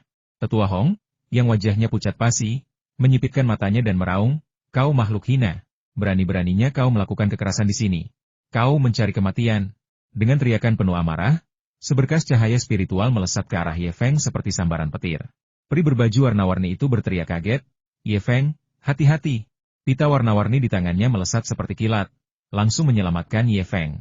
Fen Chuyu, yang berdiri di samping, tersenyum sinis dan berkata pelan, "Cai, apa yang kau lakukan? Bagaimana kau bisa menyerang seorang tetua?" Saat mereka berbicara, Fen Chuyu mengerahkan sedikit kekuatan, memperlambat peri berbaju warna-warni itu. Hal ini sedikit memperlambat pita warna-warni peri tersebut, dan peri itu segera menatap Fen Chuyu dengan marah. "Apa yang kau lakukan?" Tetua Hong adalah seorang tetua dari Sekte Qiyun, dan kultivasinya tak terukur. Jika Ye Feng menerima pukulan ini, dia pasti akan hancur berkeping-keping. Dalam sekejap, tangan dingin di belakang Ye Feng meledak. Sensasinya bahkan lebih menakutkan daripada saat menghadapi Raja Elang Iblis Benang Perak. Hampir secara naluriah, Ye Feng mengubah serangannya menjadi cengkeraman, membalikkan bahu Yu Chengzu, dan menghindar ke belakang Yu Chengzu dengan kecepatan kilat. "Dasar lelaki tua tak tahu malu bermarga Hong, berani-beraninya kau, seorang tetua sekte, menyergap murid luar. Apa kau tidak punya rasa malu sama sekali?" Diiringi suara ejekan yang dingin dan tajam, seberkas cahaya pedang es turun dari langit seperti kilat, menghantam cahaya spiritual yang dilepaskan oleh tetua Hong sebelum sempat menyerang. Bang! Benturan antara kedua kekuatan tersebut menciptakan gelombang kejut yang menyebar keluar, dengan Ye Feng, sebagai target, berada paling dekat dengan gelombang kejut tersebut. Namun, pada saat kedua kekuatan itu bertabrakan, Ye Feng telah berhasil menyelamatkan dirinya sendiri menghindar ke belakang Yu Chengzu dan menggunakan Yu Chengzu sebagai perisai manusia. Bo-bo! Guncangan susulan yang tak henti-henti menghantam dada Yu Chengzu. Setiap gelombang kejut menyebabkannya batuk darah, dan setiap batuk darah membuatnya tampak semakin lemah. Setelah gelombang kejut mereda, Yu Chengzu tampak seperti terong layu, dadanya berlumuran darah. Ye Feng, yang telah menggunakan Yu Chengzu sebagai tameng manusia, berdiri tanpa terluka dan dengan tenang di belakang Yu Chengzu. Pemandangan ini membuat tetua Hong sangat marah hingga ingin muntah darah. Muridnya sendiri telah dijadikan tameng manusia. Untungnya, Liao Feibai memblokir serangannya. Jika tidak, dia akan membunuh muridnya sendiri. Pada saat itu, dia akan benar-benar dipermalukan. Hampir pada saat yang bersamaan, fluktuasi energi yang hampir tak terlihat kembali ke tangan pemimpin sekte Kuo Qijing. "Dasar bajingan tak tahu malu bermarga Hong, kau tidak menghormati orang yang lebih tua. Beraninya kau menyentuh murid luar. Coba sentuh aku lagi, dan aku yakin aku akan menusukmu beberapa kali sampai berlubang-lubang di tubuhmu." Liao Feibai turun dari langit dan menyerbu dengan agresif, menunjuk hidung Tetua Hong dan melontarkan serangkaian hinaan yang membuat wajah Tetua Hong memerah dan seluruh tubuhnya gemetar. Liao Luosha, jangan coba-coba. Dialah yang ingin membunuhku. Lalu kenapa kalau aku menindasmu? Kau bisa menindas murid luar tanpa malu-malu. Tapi aku berani menindasmu? Kalau kau tidak senang, ayo, kita berkelahi. Ia melontarkan rentetan hinaan yang tidak masuk akal, membuat Tetua Hong hampir pingsan dengan mata terbelalak. Ia tidak punya pilihan. Ia telah kehilangan muka, dan melihat muridnya dipukuli begitu parah, ia merasa terdorong untuk melindungi muridnya sendiri dan membalas dendam. Memang, dengan kehadiran pemimpin sekte di sini, akan aneh jika Ye Feng bisa membunuh Yu Chengzu. Baiklah, Fei Bai, perilaku macam apa ini, membuat keributan seperti ini. Karena tak tahan lagi, pemimpin sekte Kuo Qijing akhirnya angkat bicara untuk menghentikannya. Yang mengejutkan Ye Feng, Liao Fei Bai tampaknya mengabaikan bahkan pemimpin sekte, mengabaikan pertanyaan pemimpin sekte Kuo Qijing. Sial, sebenarnya siapakah instruktur yang kutemukan ini? Seorang instruktur yang diturunkan pangkatnya berani menantang seorang tetua sekte, dan bahkan berhasil membungkam salah satu dari mereka dengan hinaan, sehingga dia tidak punya pilihan selain menelan harga dirinya dan menumpahkan darah? Dan dia bahkan tidak peduli dengan pemimpin sekte itu? Melihat hal ini, Ye Feng benar-benar tercengang dan menjadi semakin penasaran tentang identitas Liao Fei Bai. Pemimpin sekte, Ye Feng, pertama-tama melakukan kejahatan keji di luar, bahkan membunuh Ibu Meng Chuan, mendatangkan bencana besar bagi sekte. Sekarang, dia telah melakukan tindakan kekerasan di depan umum di depan balai dewan sekte. Kejahatannya benar-benar tak termaafkan. Kau, yang bermarga Hong, apakah kau buta? Putri Meng Chuan, Meng Xiayue, ada tepat di belakangmu. Tanyakan padanya siapa yang membunuh Nyonya Tua Meng. Liao Fei Bai membentak dengan dingin, seketika membuat wajah tua tetua Hong memerah lagi. Bukan kakak Ye Feng. Saat nenekku meninggal, kakak Ye Feng membawaku untuk melarikan diri, kata Meng Xiayue dengan tekad yang teguh. Tetua Hong terdiam sejenak, lalu berkata dengan agak enggan, terlepas dari itu, Ye Feng secara terbuka mencoba membunuh muridku di depan ruang dewan sekte. Semua orang melihatnya, kan? Berkelahi antar sesama murid adalah kejahatan serius di sekte ini. Kejahatan besar, kejahatan sekeji burung. Menurutku, jika Ye Feng ingin membunuh muridmu, maka murid itu pantas mati, dia harus dibunuh. Mendengar itu, para tetua yang hadir terdiam. Ini terlalu otoriter. Siapapun yang dibunuh Ye Feng pantas mati, bahkan wajah tua pemimpin sekte Kuo Qijing pun mulai berkedut. Atas perintah pemimpin sekte, semua tetua sekte, Ye Feng, Meng Xiayue, Liao Fei Bai, dan Yu Chengzu, yang hampir terbunuh, dipanggil ke aula dewan sekte. Di luar aula dewan sekte, sambil memperhatikan Ye Feng masuk, peri berjubah warna-warni yang kelelahan berbalik untuk pergi. Fen Chuyu, yang telah menunggu kesempatan, segera mengikutinya, berkata, peri berjubah warna-warni, izinkan saya menjelaskan. Saya melakukan ini demi kebaikanmu sendiri. Sebagai murid, bagaimana kita bisa berbicara dengan para tetua? Sayangnya, peri berbaju warna-warni itu tidak mau mendengarkan penjelasan Fen Chuyu sedikit pun. Bajunya yang berwarna-warni berkilauan, dan dia langsung melayang ke langit, meninggalkan Fen Chuyu dengan siluet yang tak terjangkau. Di luar aula pertemuan sekte, hanya Fen Chuyu yang tersisa, menggertakkan giginya karena benci. Di dalam ruang dewan sekte, pemimpin sekte Kuo Qijing dan kelompoknya tidak terburu-buru untuk menyelesaikan masalah antara Ye Feng dan Yu Chengzu. Sebaliknya, mereka terlebih dahulu menanyakan kepada Ye Feng dan Meng Xiayue tentang detail kejadian tersebut. Ye Feng tentu saja berbicara terus terang dan tanpa ragu-ragu tentang masalah ini. Satu-satunya hal yang tidak disebutkan adalah proses bagaimana Ye Feng melukai Chu Jun dengan parah dan membunuh Jin Tai. Singkatnya, Ye Feng juga telah memberitahu Meng Xiayue tentang peristiwa-peristiwa ini. Selain itu, para anggota sekte Qiyun tidak terlalu tertarik dengan pelarian Ye Feng dan Meng Xiayue. Ketertarikan terbesar mereka tetap terfokus pada Meng Xiayue. Ye Feng, jadi alasan mengapa sekte Li Sui memperlakukan keluarga Meng dengan sangat buruk dan mengerahkan pasukan besar adalah karena cahaya pedang yang jatuh ke arah Kabupaten Yinshan setelah Meng Chuan meninggal. Mereka menduga Meng Xiayue mewarisi sebagian kekuatan misterius Meng Chuan? Tanya pemimpin sekte Kuo Qijing. Itu benar. Ye Feng mengangguk. Wang Yunbao, seorang murid inti sekte Li Shui dan komandan prefektur Yinshan, pernah secara pribadi menanyai Nyonya Tua Meng tentang masalah ini di hadapan saya. Dia juga telah menanyai Nyonya Tua Meng dan Meng Xiayue berkali-kali. Anda bisa bertanya kepada Meng Xiayue tentang hal ini. Ye Feng, ketika Nyonya Meng mempercayakan Meng Xiayue kepadamu, bukankah beliau memberimu instruksi apapun? Tanya tetua kelima Hong Banjiang, yang sebelumnya pernah mencoba membunuh Ye Feng. Mendengar itu, semua mata langsung tertuju pada Ye Feng. Di bawah pengawasan ketat para tetua, Ye Feng perlahan namun tegas menggelengkan kepalanya. Tidak, Nyonya Meng hanya mengatakan itu untuk membuka jalan bagi garis keturunan pahlawan Meng Chuan.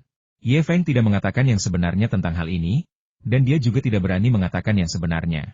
Ye Feng tak berani membayangkan bahwa jika ia berbicara dan membangkitkan keserakahan beberapa orang di sekte Qiyun, bukankah Meng Xiaoyue akan seperti berpindah dari mulut serigala ke mulut harimau? Setelah menginterogasi Ye Feng dan Meng Xiaoyue secara terpisah hampir sepanjang hari, para petinggi sekte Qiyun akhirnya selesai. Setelah mendengar cerita Ye Feng dan Meng Xiaoyue secara terpisah, Liao Feibai sangat marah.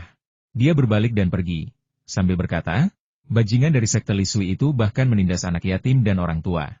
Mereka bajingan. Aku akan membom gerbang mereka sekarang juga dan melampiaskan amarahku pada Xiaoyue. Feibai, kembalilah. Pemimpin sekte Kuo Qi berteriak beberapa kali sebelum Liao Feibai yang marah tersadar. Feibai, masalah ini sangat penting. Kita harus melaporkannya terlebih dahulu ke Istana Kekaisaran dan menunggu keputusannya. Setelah istana mencapai kesepakatan, kita dapat membahas masalah lain nanti. Setelah terdiam sejenak, pemimpin sekte Kuo Qi Jing berkata kepada Ye Feng, Ye Feng, kau telah melakukan hal yang benar. Kau telah memberikan kontribusi kepada sekte. Di masa mendatang, setelah berdiskusi dengan para tetua, aku akan memberimu penghargaan sesuai dengan jasamu. Pada saat itu, wajah pemimpin sekte Kuo Qi Jing tiba-tiba menjadi gelap. Namun, jasa tetaplah jasa, dan kesalahan tetaplah kesalahan. Membunuh sesama murid adalah pantangan besar bagi sekte Qiyun kita. Ye Feng, dendam apa yang kau miliki terhadap Yu Chengzu? Mengapa kau menggunakan taktik kejam seperti itu di depan ruang dewan hari ini? Dengan maksud untuk mencelakai sesama muridmu? Pemimpin sekte Kuo Qi Jing tiba-tiba menuntut. Apa? Yu Chengzu, bagaimana kau bisa melakukan hal sekeji itu? Setelah mendengar cerita Ye Feng, pemimpin sekte Kuo Qi Jing sangat marah. Dia bahkan berani menggelapkan tabungan anak yatim dan janda keluarga Meng. Tetua Hong, murid yang luar biasa yang telah kau didik. Liao Feibai melontarkan komentar sarkastik kepada tetua kelima Hong Banjiang, lalu mengacungkan jempol kepada Ye Feng sambil berkata, Ye Feng, bagus sekali. Jika aku tahu tentang ini di luar ruang dewan, aku pasti akan menebasnya dengan pedangku. Seketika itu juga, wajah tua tetua kelima Hong Banjiang berubah menjadi merah seperti warna hati. Ekspresi para tetua sekte lainnya di aula semuanya menjadi sangat muram. Ini sudah merupakan kasus kemerosotan moral dan pelanggaran prinsip yang serius. Pemimpin sekte, ini adalah pelanggaran prinsip yang serius. Orang seperti itu tidak boleh dibiarkan tetap berada di sekte ini. Mari kita cabut kultivasinya dan usir dia dari sekte, kata tetua Lu Changchuan dengan suara berat. Menurutku, satu tebasan pedang saja sudah cukup untuk membunuh mereka semua. Saat mereka berbicara, seberkas cahaya pedang dingin tiba-tiba melesat keluar, menebas ke arah Yu Chengzu. Hampir bersamaan, seberkas cahaya spiritual melesat keluar dari lengan baju tetua kelima Hong Banjiang, yang wajah tuanya telah berubah menjadi merah keunguan pekat, menghalangi cahaya pedang Liao Feibai. Pemimpin sekte, ini hanya versi cerita dari Ye Feng dan Meng Xiaoyue. Setidaknya Anda harus mendengarkan apa yang dikatakan murid saya, kata tetua kelima Hong Banjiang, agak enggan. Alasan utamanya adalah dia tidak mampu kehilangan muka. Yu Chengzu adalah murid yang dia pilih sendiri. Jika dia dicabut kultivasinya dan dikeluarkan dari sekte karena pelanggaran prinsip yang besar, maka Hong Banjianglah yang akan kehilangan muka. Baiklah, Yu Chengzu, apakah ada hal lain yang ingin kau sampaikan? Pada akhirnya, pemimpin sekte Kuo Qi Jing tetap menghormati tetua kelima Hong Banjiang. Bagaimanapun, para tetua sekte yang dapat memasuki aula dewan ini semuanya sangat berpengaruh di sekte Qiyun. Pemimpin sekte, mohon maafkan saya. Pemimpin sekte, mohon maafkan saya. Murid ini memang telah melakukan kesalahan besar, tetapi ada alasan di baliknya. Saya mohon agar Anda berbelas kasih kepada saya. Selain itu, ada beberapa ketidaksesuaian antara apa yang dikatakan Ye Feng dan apa yang terjadi.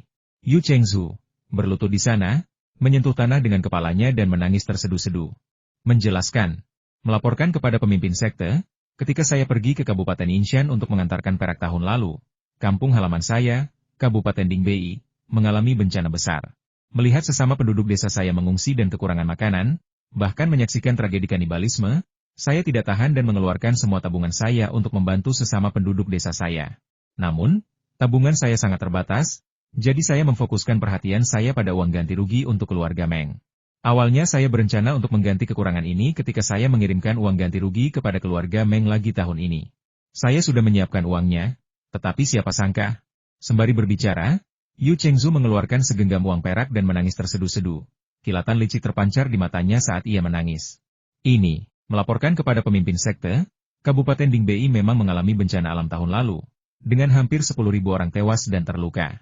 Muridku bahkan kembali ke kampung halamannya untuk membantu penanggulangan bencana, tambah tetua kelima Hong Banjiang pada saat yang tepat. Mendengar ini, Ye Feng mengerutkan kening dalam-dalam.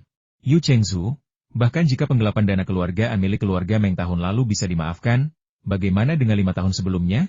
Bagaimana kau menjelaskan penggelapanmu dalam 5 tahun terakhir? 5 tahun pertama, Yu Chengzu, yang sedang menangis di tanah, mengangkat kepalanya dengan ekspresi heran. Aku memberikan setiap sen uang keluargaan dari 5 tahun terakhir kepada Nyonya Tua Meng. Bagaimana kau bisa mengatakan aku menggelapkannya? Ye Feng sangat marah. Yu Chengzu, berani-beraninya kau menyangkalnya? Selama 6 tahun terakhir, kau hanya mengirimkan 100 tael perak setiap tahunnya. Meng Xiayue menyaksikan ini dengan mata kepala sendiri. Kau menyebut dirimu penduduk dari 13 wilayah utara? Apakah kau sudah kehilangan hati nurani? Aku sungguh tidak melakukannya, demi Tuhan. Setiap kali, Nyonya Meng memberiku perjanjian tertulis. Tahun lalu, aku juga berbicara dengan Nyonya Meng tentang hal ini, dan beliau setuju. Yu Chengzu bersumpah demi langit. Yu Chengzu, kau tidak tahu malu. Nyonya Meng sudah meninggal, namun kau menjadikannya kambing hitam. Pemimpin sekte Kuo Qijing mengerutkan kening mendengar ini, lalu menoleh ke Meng Xiayue dan bertanya, Xiayue, apakah kau melihat dengan jelas? Meng Xiayue mengangguk tegas, tetapi sebelum dia bisa mengatakan apapun, dia tiba-tiba disela oleh tetua kelima, Hong Banjiang, 5 atau 6 tahun yang lalu. Berapa umurmu? Bagaimana kamu bisa mengingat semuanya dengan begitu jelas? Kamu bahkan tidak bisa mengenali nominal uang kertas, bukan? Saya bisa mengenalinya dengan jelas. Saya sudah bisa mengingat banyak hal sejak saya berusia 7 tahun. Nona Xiayue, 5 tahun lalu, saya benar-benar mengirimkan 10.000 tael perak. Coba pikirkan lagi, apakah Anda yakin tidak melakukan kesalahan? Kata Yu Chengzu dengan sungguh-sungguh. Pemimpin sekte, masalahnya sudah jelas. Murid saya, Yu Chengzu, adalah orang baik. Tahun lalu, dia menyalahgunakan uang ini untuk membantu penduduk desa yang terkena bencana. Dan dia bahkan menjelaskan kepada Nyonya Tua Meng bahwa uang itu akan diganti tahun ini, jadi itu tidak dapat dianggap sebagai penggelapan. Tetua kelima Hong Banjiang langsung menjelaskan hakikat masalah tersebut. Tapi Meng Xiayue, seberapa besar kita bisa mempercayai apa yang dikatakan Meng Xiayue? Seorang anak kecil? Apakah kalian pikir aku akan berbohong? Kampung halaman muridku memang mengalami bencana tahun lalu, dan dia bahkan harus menukar pil yang dibagikan oleh sekte dengan perak, kata tetua kelima Hong Banjiang. Setelah mengatakan itu, Hong Banjiang melirik para tetua lainnya dan berkata, sekarang semuanya sudah jelas, apa yang ingin kalian sampaikan? Atas desakan tetua kelima Hong Banjiang, para tetua lainnya, karena tidak ingin menyinggung perasaannya dalam hal ini, langsung setuju. Hanya tetua Lu Changchuan yang mendengus dingin, menunjuk ke arah Yu Chengzu dan berkata, dibandingkan dengan kata-kata bajingan ini, aku lebih percaya kata-kata Xiayue. Yu Chengzu, sebaiknya kau jangan sampai aku tahu kau berbohong, kalau tidak, aku akan mengambil nyawamu sendiri. Mendengar itu, wajah Hong Banjiang kembali memerah seperti hati. Tetua, apa maksudmu? Aku juga lebih percaya pada kata-kata Meng Xiayue. Xiayue, maukah aku mengajakmu melihat tempat ayahmu, Meng Chuan, berlatih sebelum meninggal? Liao Feibai tiba-tiba berkata. Mendengar itu, Meng Xiayue mengangguk gembira. Saat Liao Feibai melangkah keluar dari ruang dewan, dia berhenti sejenak, lalu tiba-tiba berbalik dan berkata, Ye Feng, aku punya tugas untukmu. Misi apa? Tanya Ye Feng dengan bingung. Tatapan Liao Feibai beralih, menunjuk langsung ke Yu Chengzu, dan berkata, jika kau mendapat kesempatan, bunuh bajingan tak berperasaan ini untukku. Jika kau membunuhnya, akan ada hadiah. Hanya dengan satu kalimat, ekspresi Yu Chengzu dan Hong Banjiang berubah drastis. Tepat ketika tetua kelima Hong Banjiang hendak melampiaskan amarahnya, Liao Feibai melangkah pergi. Bunuh Yu Chengzu? Setelah mendengar instruksi Liao Feibai, Ye Feng mengerutkan kening. Dia ingin membunuh Yu Chengzu, bajingan itu, lebih dari siapapun. Sekalipun mereka memberi keluarga Meng 10.000 tael perak setiap tahun selama 5 tahun pertama, sekalipun mereka memberi mereka 10.000 tael perak setiap tahun, Nyonya Tua Meng dan Meng Xiayue tidak akan harus hidup dalam kemiskinan dan kesulitan seperti itu. Bajingan Yu Chengzu itu jelas mendengar bahwa Nyonya Tua Meng telah meninggal, lalu memanfaatkan masa muda Meng Xiayue untuk menciptakan situasi di mana tidak ada cara untuk memverifikasi kebenarannya. Pada akhirnya, pemimpin sekte Kuo Qijing mencoba meredakan situasi dan tidak memberikan hukuman berat kepada Yu Chengzu. Tetapi ia memberikan beberapa nasihat kepada Yu Chengzu. Tiba-tiba, sebuah jimat terbang ke aula dewan dan mendarat di tangan pemimpin sekte, Kuo Qijing. Kuo Qijing segera berdiri dan berkata, semuanya, pangeran pertama dan pangeran ketiga telah dibawa ke arena bela diri oleh tetua kedua dan yang lainnya. Kompetisi antara sekte Qiyun kita dan sekte Li Shui akan segera dimulai. Mari kita pergi ke sana juga. 2 kompetisi besar, kau melewatkan kompetisi sekte dan tidak tahu tentang ini. Sebentar lagi, Tidak apa-apa, aku akan mengantarmu ke sana. Pemimpin sekte Kuo Kijing cukup ramah. Dengan sekali kibasan lengan bajunya, ia mengangkat Ye Feng dan langsung menghilang dari aula dewan. Setelah mendengar kata-kata pemimpin sekte Kuo Kijing, mata Ye Feng berbinar. Ye Feng tiba-tiba teringat akan kesempatan yang tepat untuk membunuh Yu Chengzu. Dalam sekejap mata, para tetua lainnya segera pergi, hanya menyisakan tetua kelima Hong Banjiang dan muridnya Yu Chengzu. Patah. Hong Banjiang menampar wajah Yu Chengzu dengan keras, merontokkan salah satu gigi Yu Chengzu. Lain kali, jika kau berani melakukan sesuatu yang membuat gurumu kehilangan muka lagi, dan membuatku harus membersihkan kekacauanmu, aku akan membunuhmu sebelum orang lain perlu mengangkat jari. Setelah mengucapkan kata-kata yang membuat Yu Chengzu merinding, Hong Banjiang menghilang tanpa jejak dalam sekejap cahaya. Ye Feng. Semua ini salah si bajingan Ye Feng karena ikut campur urusan orang lain. Di aula dewan yang kosong, Yu Chengzu mengepalkan tinjunya erat-erat, urat-urat di lehernya menonjol. Tempat penyelenggaraan dua kompetisi besar yang disebutkan oleh pemimpin sekte Kuo Kijing adalah tempat lama yang sudah dikenal oleh Ye Feng arena seni bela diri puncak Donglai. Ye Feng, yang telah direndahkan oleh pemimpin sekte Kuo Kijing, secara terbiasa melihat ke arah puncak timur dan tebing langit dan bumi. Setelah melihatnya, ekspresinya tiba-tiba berubah. Peringkat kedua dalam peringkat bumi Ye Feng. Ini adalah sesuatu yang Ye Feng lihat sekilas dari peringkat langit dan bumi. Dia telah meninggalkan sekte selama 2 bulan, dan peringkatnya di peringkat bumi justru turun dari pertama ke kedua, yang agak mengejutkan Ye Feng. Pemenang tempat pertama tak lain adalah kenalan lama Ye Feng, Hong Bao. Hong Bao, yang sebelumnya babak belur dipukuli oleh Ye Feng di atas panggung bela diri dan hampir kehilangan nyawanya.